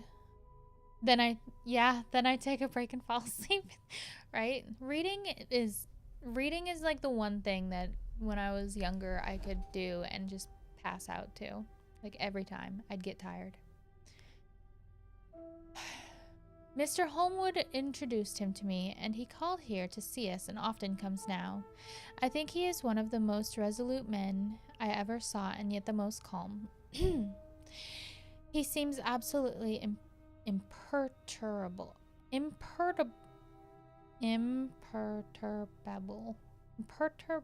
I'm gonna type it, okay guys? Don't judge me.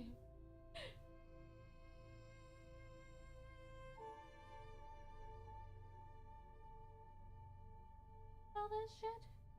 Hang on.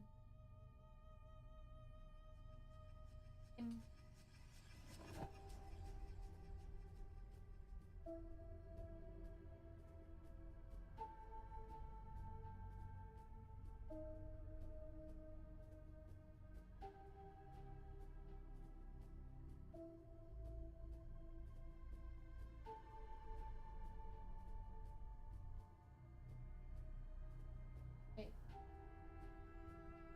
No, it's...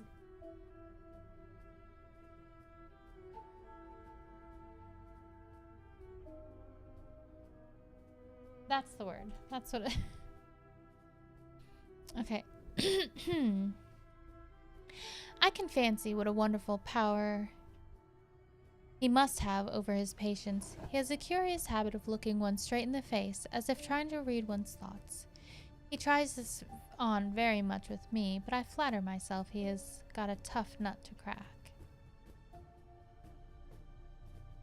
I know that from my glass. Do you ever try to read your own face? I do, and I can tell you, it is not a bad study and gives you more trouble than you can well fancy if you have never tried it. He says that I afford him a curious psychological study, and I humbly think I do.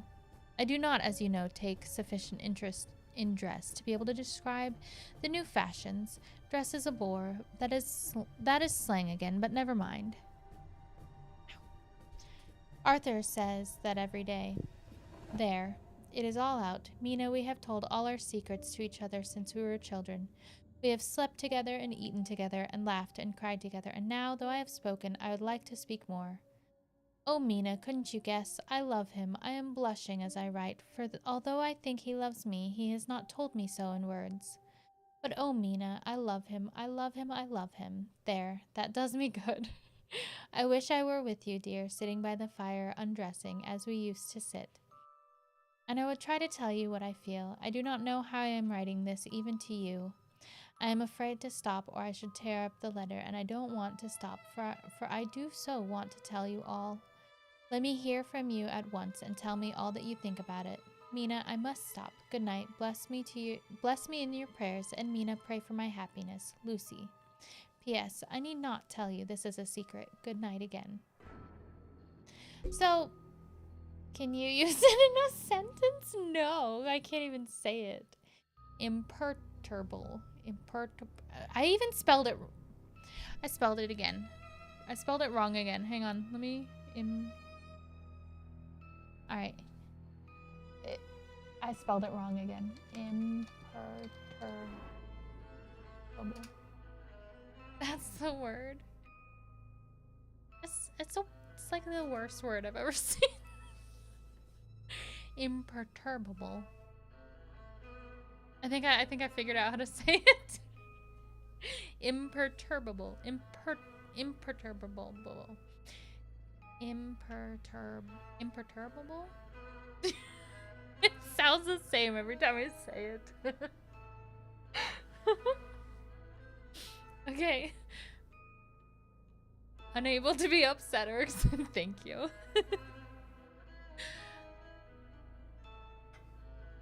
Imperturbable.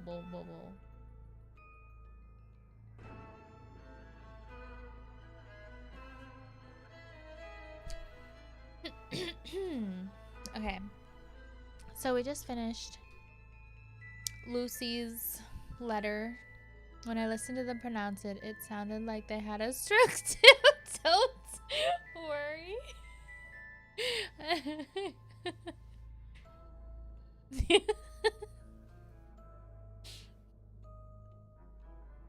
Okay. So this is a letter to Lucy Westerna. Wait, what? Oh, Lucy's writing another letter to Mina.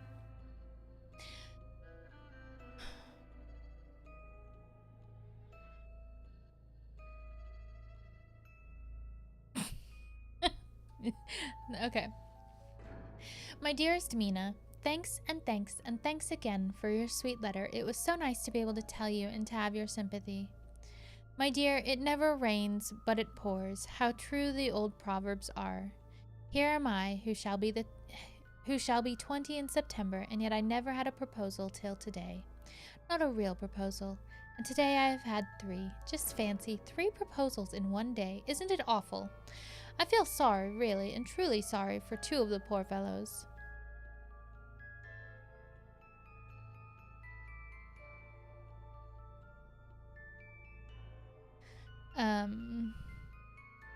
Oh, Mina, I am so happy that I don't know what to do with myself, and 3 proposals, but for goodness sake, don't tell any of the girls, or they would be getting all sorts of extravagant ideas and imagining themselves injured and slighted if in their very first day at home they did not get 6 at least.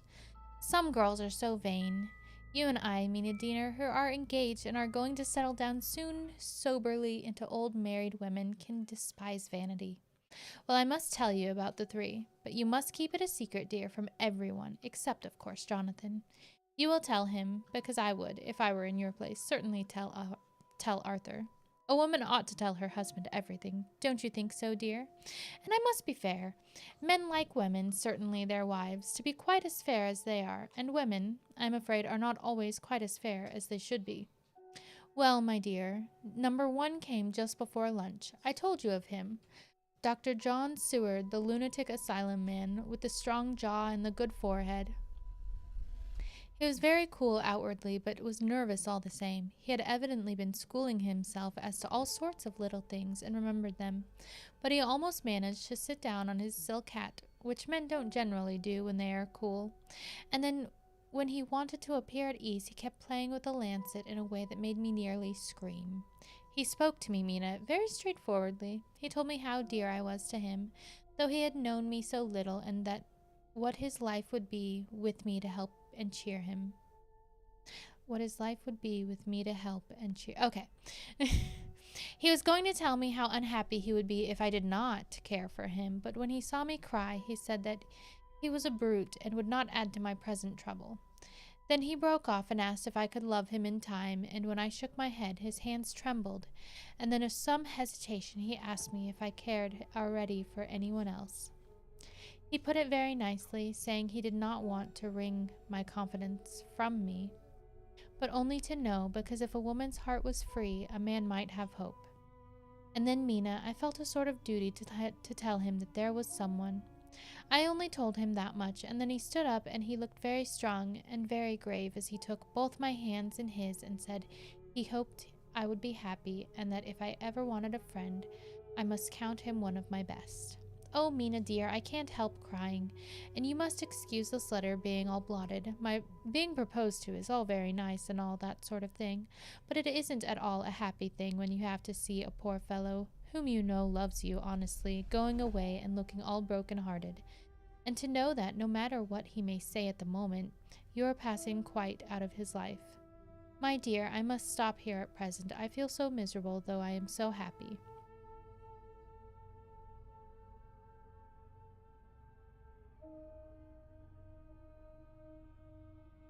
Oh, you're talking football? Okay, guys. Enjoy, converse. Evening. Arthur has just gone, and I feel in better spirits than when I left off, so I can go on telling you about this day. Well, my dear, number 2 came after lunch. He is such a nice fellow, an American from Texas, and he looks so young and so fresh that it seems almost impossible that he has been to so many places and has had such adventures. I sympathize with poor Desdemona. I'm gonna type this one. I'm typing it for you guys.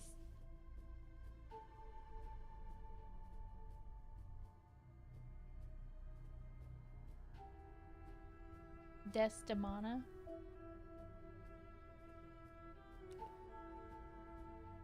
When she had such a dangerous stream poured in her ear, even by a black man.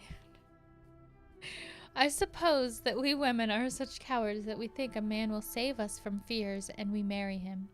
I know now that what I would do if I were a man and wanted to make a girl love me. No, I don't, for there was Mr. Morris telling us his stories, and Arthur never told any, and yet, my dear, I am somewhat previous. Mr. Quincy P. Morris found me alone. It seems that a man always does find a girl alone. No, he doesn't, for Arthur tried twice to make a chance, and I helping him all I could. I am not ashamed to say it now. I must tell you beforehand that Mr. Morris doesn't always speak slang. That is to say, he never does so to strangers before them, for he is really well educated and has exquisite manners, but he found out that it amused me to hear him talk American slang, and whenever I was present and there was no one to be shocked, he said such funny things.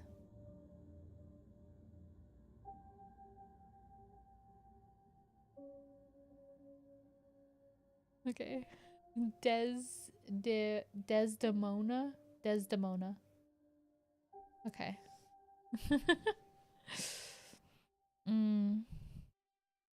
I'm afraid, my dear, he has to invent it all, for it fits exactly into whatever else he has to say. But this is a way slang has. I do not know myself if I shall ever speak slang. I do not know if Arthur likes it, as I have never heard him use any as yet. Well, Mr. Morris sat down beside me and looked as happy and jolly as he could. But I could see, all the same, that he was very nervous. He took my hand in his and said ever so sweetly, Miss Lucy, I know I ain't good enough to regulate the fixins of your little shoes. But I guess if you wait till you find a man that is you will go, huh? Wait. Miss Lucy, I know I ain't good enough to regulate the fixins of your little shoes, but I guess if you wait till you find a man that is, you will go to join them 7 young women with the lamps when you quit. Won't you just hitch up alongside of me and let us go down the long road together, driving in double harness? Okay. Well, he did look so good-humored and so jolly that it didn't seem half so hard to refuse him as it did poor Dr. Seward. So I said as lightly as I could that I did not know anything of hitching, and that I wasn't broke into harness at all yet. Then he said that he had spoken in a light manner, and he hoped that if he had made a mistake in doing so on so grave, so momentous an occasion for him, I would forgive him. He really did look serious when he was saying it, and I couldn't help feeling a bit serious too. I know, Mina, you will think me a horrid flirt, though I couldn't help feeling a sort of exultation that he was number 2 in one day. And then, my dear, before I could say a word, he began pouring out a perfect torrent of love-making. Hang on. And then, my dear, before I could say a word, he began pouring out a perfect torrent of love-making, laying his very heart and soul at my feet. He looked so earnest over it that I shall never again think that a man must be playful always, and never earnest because he is merry at times. I suppose he saw something in my face which checked him, for he suddenly stopped and said with a sort of manly fervor that I could have loved him for if I had been free.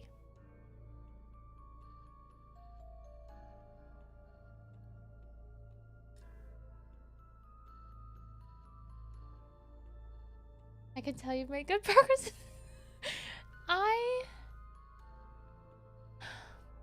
I'm getting the book, okay? I'm on page 60. All right.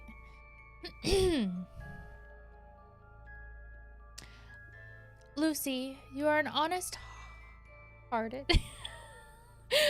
Sorry. Lucy, I need some more caffeine, okay? I'm still working on this ghost. Pinky's up because we're proper.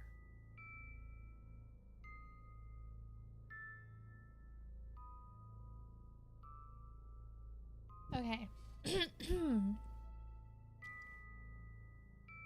Lucy, you are an honest-hearted girl, I know. I should not be here speaking to you as I am now if I did not believe you clean grit right through to the very depths of your soul. Proper ghost.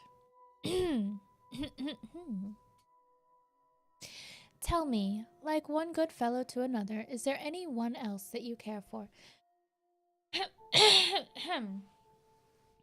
And if there is, I'll never trouble you a hair's breadth again, but will be, if you will let me, a very faithful friend. My dear Mina, why are men so noble when we women are so little worthy of them? Here was I almost making fun of this great-hearted true gentleman. I burst into tears. I am afraid, my dear, you will think this a very sloppy letter in more ways than one, and I really felt very badly. Why can't they let a girl marry 3 men, or as many as want her, and save all this trouble?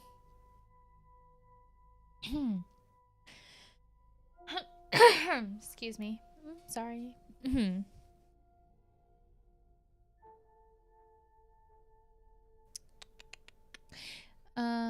And I really felt very badly. Why can't they let a girl marry 3 men, or as many as want her, and save all this trouble? But this is heresy, and I must not say it. I am glad to say that, though I was crying, I was able to look into Mr. Morris's brave eyes, and I told him out straight. Yes, there is someone I love, though he has not told me yet that he even loves me. I was right to speak to him so frankly, for quite a light came into his face and he put out both his hands and took mine.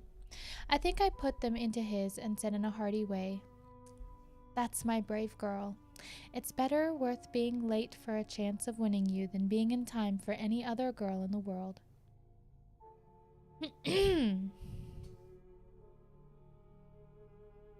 Don't cry, my dear. If it's for me, I am a hard nut to crack, and I take it standing up.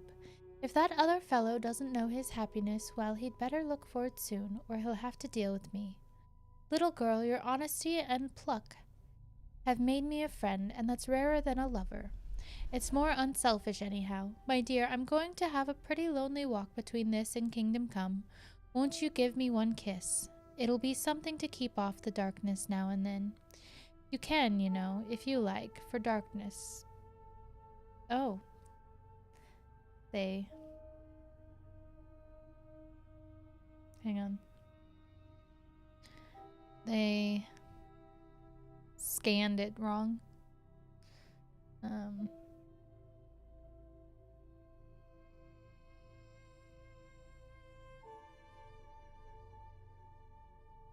Oh, okay. You can, you know, if you like. For that other good fellow, he must be a good fellow, my dear, and a fine fellow, or you could not love him. Hasn't spoken yet. That quite won me, Mina, for it was brave and sweet of him, and noble too. To a rival, wasn't it? And he so sad. So I leant over and kissed him. He stood up with my 2 hands in his, and as he looked down into my face, I am afraid I was blushing very much. He said, "Little girl, I hold your hand, and you've kissed me, and if these things don't make us friends, nothing ever will. Thank you for your sweet honesty to me, and goodbye." He wrung my hand, and taking up his hat, went straight out of the room without looking back, without a tear or a quiver or a pause, and I am crying like a baby. Oh, why must a man like that be made unhappy when there are lots of girls about who would worship the very ground he trod on? I know I would if I were free. Only I don't want to be free. My dear, this quite upset me, and I feel I cannot write of happiness just at once after telling you of it. And I don't wish to tell the number 3 until it can be all happy. Ever loving, Lucy. P.S. Oh, about number 3. I needn't tell you of number 3, need I? Besides, it was all so confused. It seemed only a moment from his coming into the room till both his arms were around me and he was kissing me. I am very, very happy, and I don't know what I have done to deserve it. I must only try in the future to show that I am not ungrateful to God for all of his goodness to me in sending me such a lover, such a handsome, such a husband, and such a friend. Goodbye. Okay. So now we are going to be reading from Dr. Seward's diary, which one was he? Wasn't he number 1?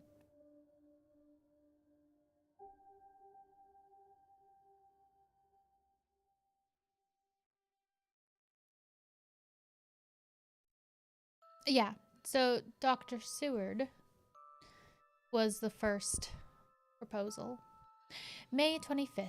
Ebb tide in appetite today. Cannot eat, cannot rest, so diary instead. Since my rebuff of yesterday, I have a sort of empty feeling. Nothing in the world seems of sufficient importance to be worth doing. As I knew that the only cure for this sort of thing was work, I went down amongst the patients. I picked out one who has offered me a study of much interest. He is so quaint in his...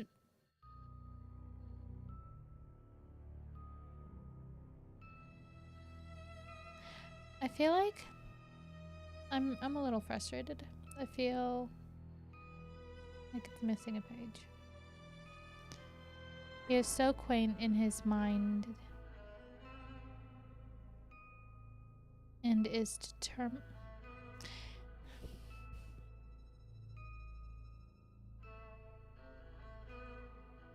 So, like, I'm reading it off of a...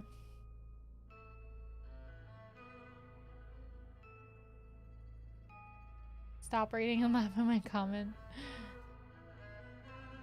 It looks like it's cut off a part. It's frustrating. Because it looks like it's saying, I'm determined to understand him as well as I can. Okay. Today I seem to get nearer than ever before to the heart of his mystery. I question him more fully than I had ever done, with a view to making myself master of the facts of his hallucination. In my manner of doing it, there was, I now see, something of cruelty. I seem to wish to keep him to the point of his madness, a thing which I avoid with the patience as I would the mouth of hell. Under what circumstances would I not avoid the pit of hell? Omnia Rome venalia sunt. Hell has its price. If there be anything behind this instinct, it will be valuable to trace it afterwards accurately, so I had better commence to do so, therefore.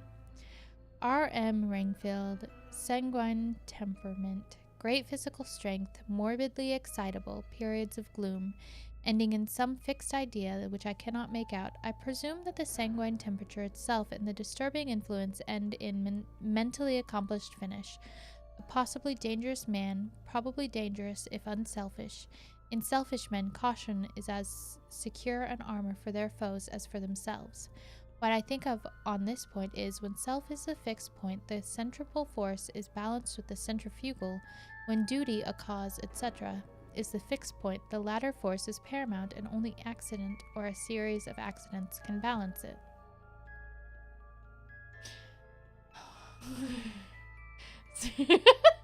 Stop speaking Latin. That's how you summon demons. What in the Hufflepuff? Oof. Letter from Quincy P. Morris to Honorable Arthur Holmwood. May 25th.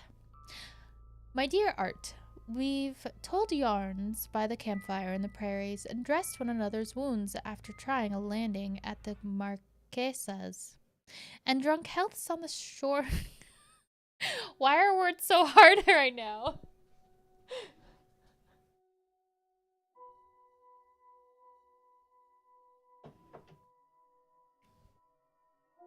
I feel like I talk differently when I'm reading.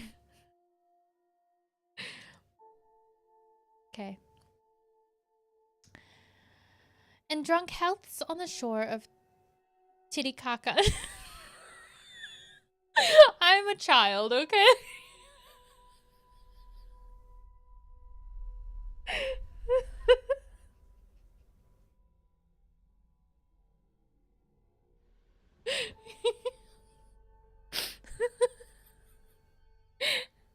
Okay.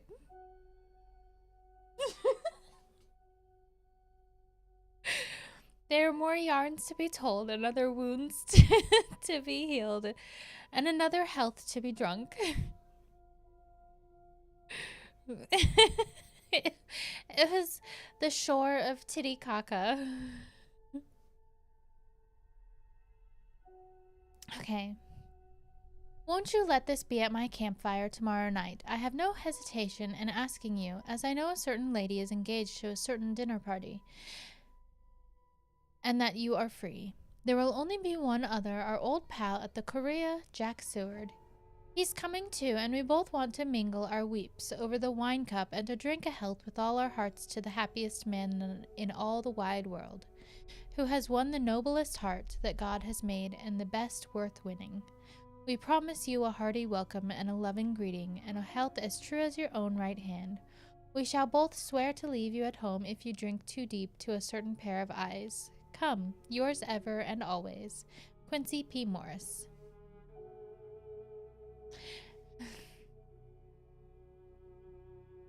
And this is a telegram in response to that letter from Arthur Holmwood to Quincy P. Morris.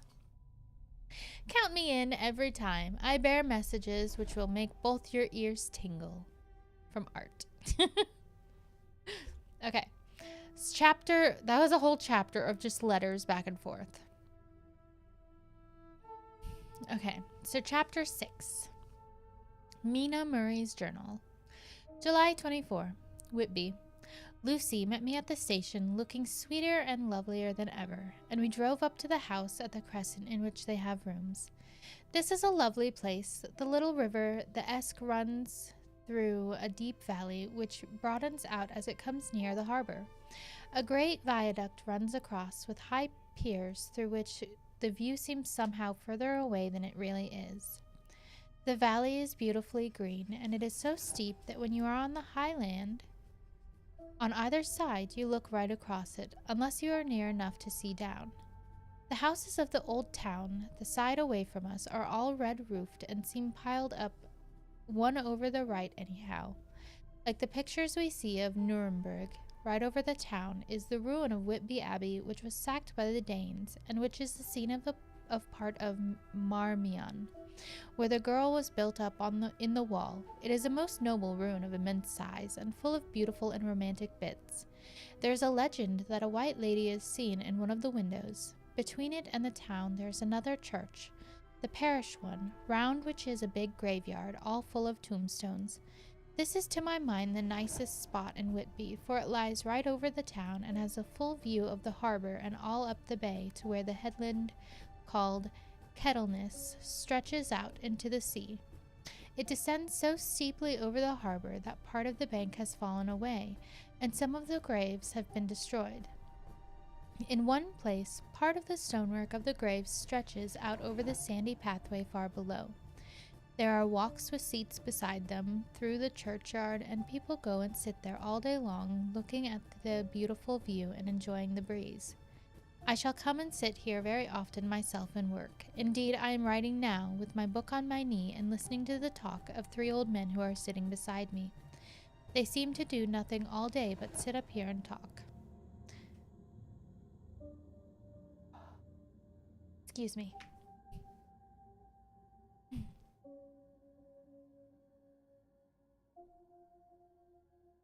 The harbor lies below me with, on the far side, one long granite wall stretching out into the sea, with a curve outwards at the end of it, in the middle of which is a lighthouse.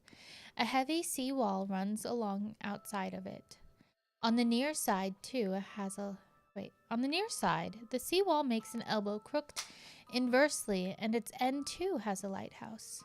Between the 2 piers there is a narrow opening into the harbor, which then suddenly widens. It is nice at a high water, but when the tide is out it shoals away to nothing, and there is merely the stream of the Esk running between the banks of sand, with rocks here and there. Outside the harbor, on this side, there rises for about half a mile a great reef, the sharp edge of which runs straight out from behind the south lighthouse. At the end of it is a buoy with a bell. Is that how you say it, buoy? Which swings in bad weather and sends in a mournful sound on the wind. They have a legend here that when a ship is lost, bells are heard out at sea. I must ask the old man about this. He is coming this way. He is a funny old man. He must be awfully old, for his face is all gnarled and twisted like the bark of a tree. He tells me that he is nearly 100, and that he was a sailor in the Greenland fishing fleet when Waterloo was fought. He is, I'm afraid, a very skeptical person, for when I asked him about the bells at sea and the white lady at the abbey, he said very brusquely, I wouldn't fash myself about them, miss. It's F-A-S-H, fash, masel, M-A-S-E-L, apostrophe. Them things be all wore out. Mind, I don't say that they never was, but I do say that they wasn't in my time. They be all very well for cummers and trippers and the like, but not for a nice young lady like you. Them feet folks from York and Leeds that be always eatin' curd herrings and drinkin' tea and lookin' out to buy cheap jet would create odds. I wonder myself who'd be bothered tellin' lies to them, even the newspapers, which is full of fool talk.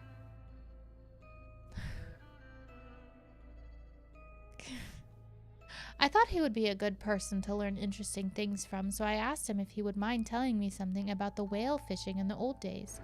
He was just settling himself to begin when the clock struck 6, whereupon he labored to get up and said, I must gang againwards home now, miss. My granddaughter doesn't like to be kept waitin' when the tea is ready, for it takes me time to cramle aboon the grease, for there be a many of 'em. And miss, I lack belly timber sairly by the clock. Are you guys understanding anything I'm saying?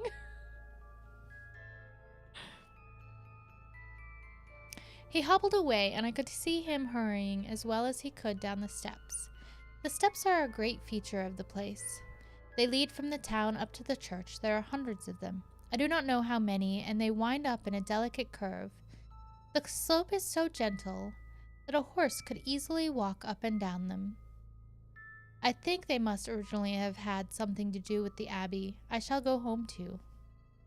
Lucy went out visiting with her mother, and as they were only duty calls, I did not go. They will be home by this.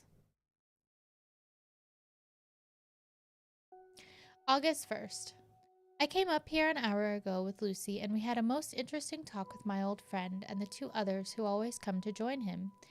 He is evidently the Sir Oracle of them, and I should think he must have been, in his time, a most dictatorial. I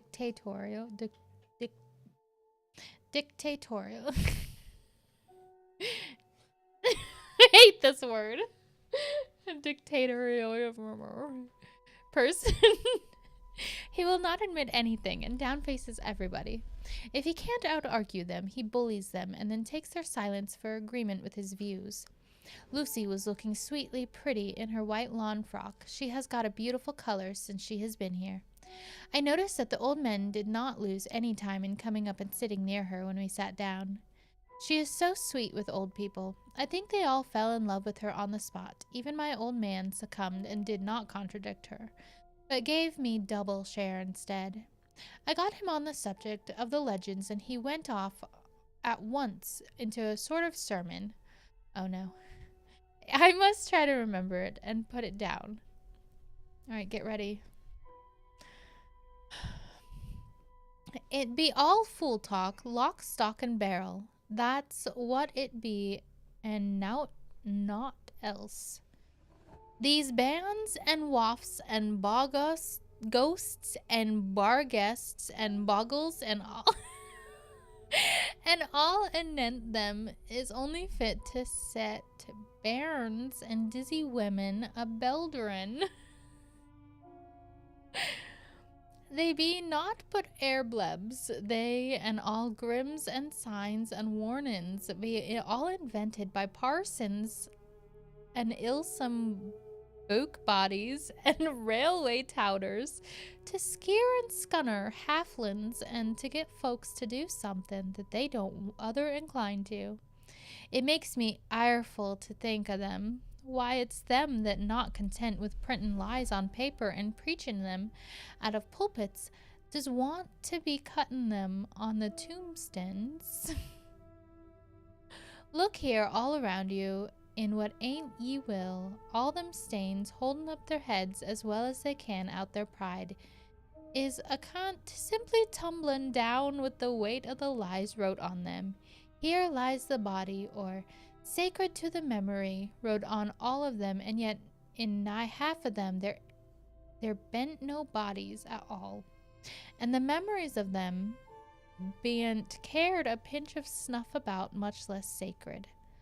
Lies all of them, nothing but lies of one kind or another. My gog, but it'll be a quare scouterment at the day of judgment when they come tumbling up in their death sarks, all joped together and trying to drag their tombstones with them to prove how good they was, some of them trimlin' and ditherin' with their hands and dozened and slippy from lying in the sea that they can't even keep their grip of them.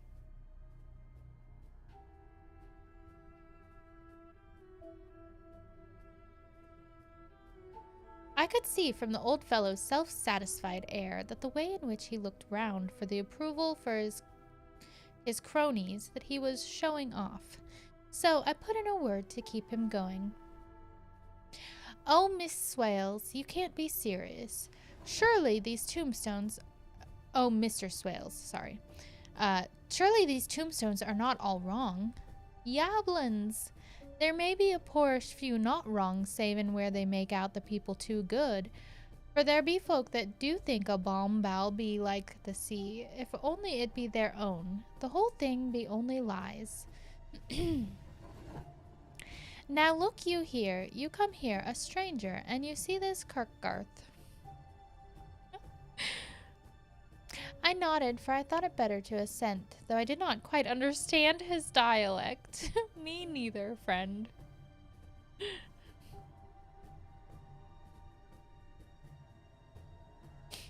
I knew it had something to do with the church. He went on, and you consate that all these stains be a boon folk that be happy here snod and snog. I assented again. Then that be just where the lie comes in. Why there be scores of these lay beds that be tomb as old Doon's bacca box on Friday night. He nudged one of his companions and they all laughed. And my gog, how could they be otherwise? Look at that one, the aftest, abaft the beer bank. Read it. I went over and read. Edward Spenslaw, master mariner, murdered by pirates off the coast of Andres, April 1854. When I came back, Mr. Swalleys went on. Who brought him home, I wonder, to hap him here, murdered off the coast of Andres, and you consated his body lay under? Why, I could name ye a dozen whose bones lie in the Greenland seas above. He pointed northwards, or where the currents may have drifted them. There be stains around ye. Ye can with your young eyes read the small print of the lies from here.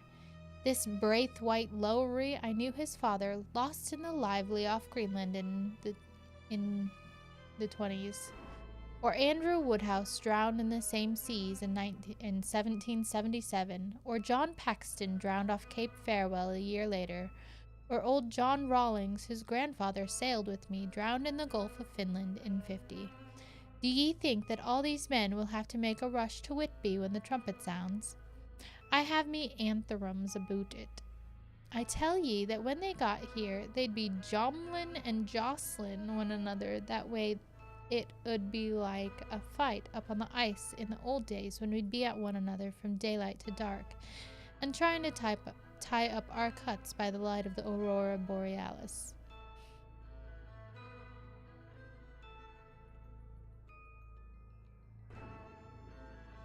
Hang on just a sec.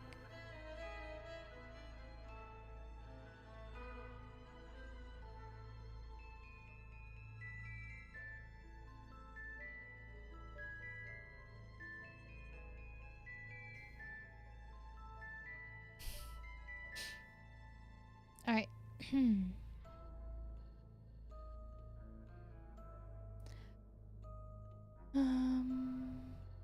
This was evidently local pleasantry, for the old man cackled over it, and his cronies joined in with gusto.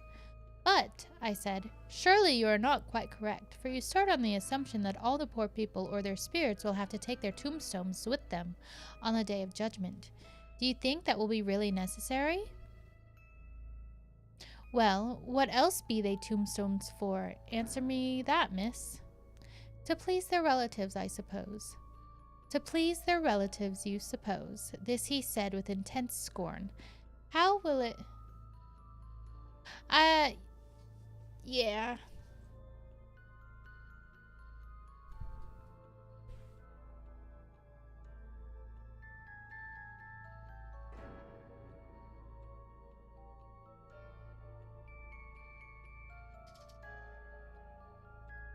Hang on just a sec.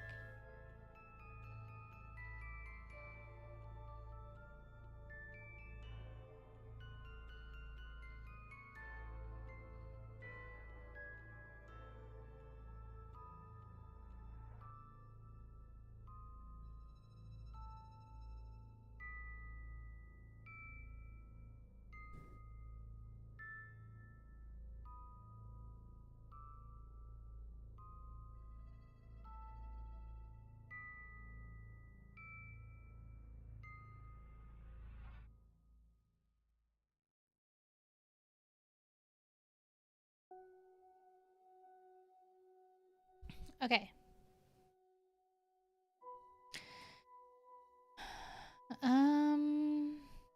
will it pleasure their relatives to know that lies is wrote over them, and that everybody in the place knows that they be lies? He pointed to a stone at our feet which had been laid down as a slab, on which the seat was rested close to the edge of the cliff. Read the lies on that Thruffstain, he said. The letters were upside down to me from where I sat, but Lucy was more opposite to them, so she leant over and read. Sacred to the memory of George Cannon, who died in the hope of a glorious resurrection on July 29th, 1873. Falling from the rocks at Kettleness, this tomb is erected by his sorrowing mother to her dearly beloved son. He was the only son of his mother, and she was a widow. Really, Mr. Swallows, I don't see anything very funny in that. She spoke her comment very gravely and somewhat severely. You don't see aught funny, but that's because ye don't gone the sorrowin' mother was a hellcat that hated him because he was a regular lammeter he was, and he hated her so that he committed suicide in order that she mightn't get an insurance she put on his life. He blew nigh the top of his head off with an old musket that they had for scaring the crows with. 'Twarn't for crows then, for it brought the clegs and the dops to him. That's the way he fell off the rocks. And as to hopes of a glorious resurrection, I've often heard him say, Maisel, that he'd hoped he'd go to hell for his mother, who was so pious that she'd be sure to go to heaven, and he didn't want to addle where she was. Now, isn't that Steen at any rate? He hammered it with his stick as he spoke. A pack of lies, and won't it make Gabriel keckle when Gordy comes painting up the grease with the tombstone balanced on his hump and asks it to be took as evidence? I did not know what to say, but Lucy turned the conversation as she said, rising up, Oh, why did you tell us of this? It is my favorite seat, and I cannot leave it, and now I find I must go on sitting over the grave of a suicide. That won't harm ye, my pretty, and it may make poor Gordy gladsome to have so trim a lass sitting on his lap. That won't hurt ye. Why, I've sat here off and on for nigh 20 years past, and it hasn't done me no harm. Don't ye fash about them as lies under ye, or that doesn't lie there either. It'll be time for ye to be getting scart when ye see the tombstains all run away, and the place as bare as a stubble field. There's the clock, and I must gang my service to ye ladies. He has the way that he talks is hard to understand. And off he hobbled. Lucy and I sat a while, and it was all so beautiful before us that we took hands as we sat, and she told me all over again about Arthur and their coming marriage. That made me just a little heartsick, for I haven't heard from Jonathan for a whole month. The same day, I came up here alone, for I am very sad. There was no letter for me. I hope there cannot be anything the matter with Jonathan. The clock has just struck 9. I see the lights scattered all over the town, sometimes in rows where the streets are, and sometimes singly. They run right up the Esk and die away in the curve of the valley. To the left, the view is cut off by a black line of roof of the old house next the abbey. The sheep and lambs are bleating in the fields away behind me, and there is a clatter of donkeys' hoofs up the paved road below. The band on the pier is playing a harsh waltz in good time, and further along the quay there is a Salvation Army meeting in a back street. Neither of the bands hears the other, but up here I hear and see them both. I wonder where Jonathan is, and if he's thinking of me. I wish he were here. Okay, time is it? Okay, so I'm on page 70, and it is noon, so I am going to end the stream here. Tomorrow is my birthday, and I don't know what I'm going to be playing. It'll be... I don't know. I haven't really decided what I'm going to do for my birthday stream. I'll probably just be playing games. What else would I do? But I'm gonna try to stick to like spooky games. Maybe do some Phasmophobia or some other I don't know, like a multiplayer scary game. I don't know. I don't really know of many like multiplayer scary games. So if you guys have any suggestions, I'm totally willing to hear them. Thank you so much, Dubsack. I hope you have a wonderful rest of your day as well. Thank you all for coming. I'm really enjoying the story. That last guy, the old guy in the graveyard, his the way he talked was so funny. But anyway, I'll see you guys next time, tomorrow maybe, if you want to hang out with me on my birthday. I'll see you guys tomorrow. Have a great day, everybody.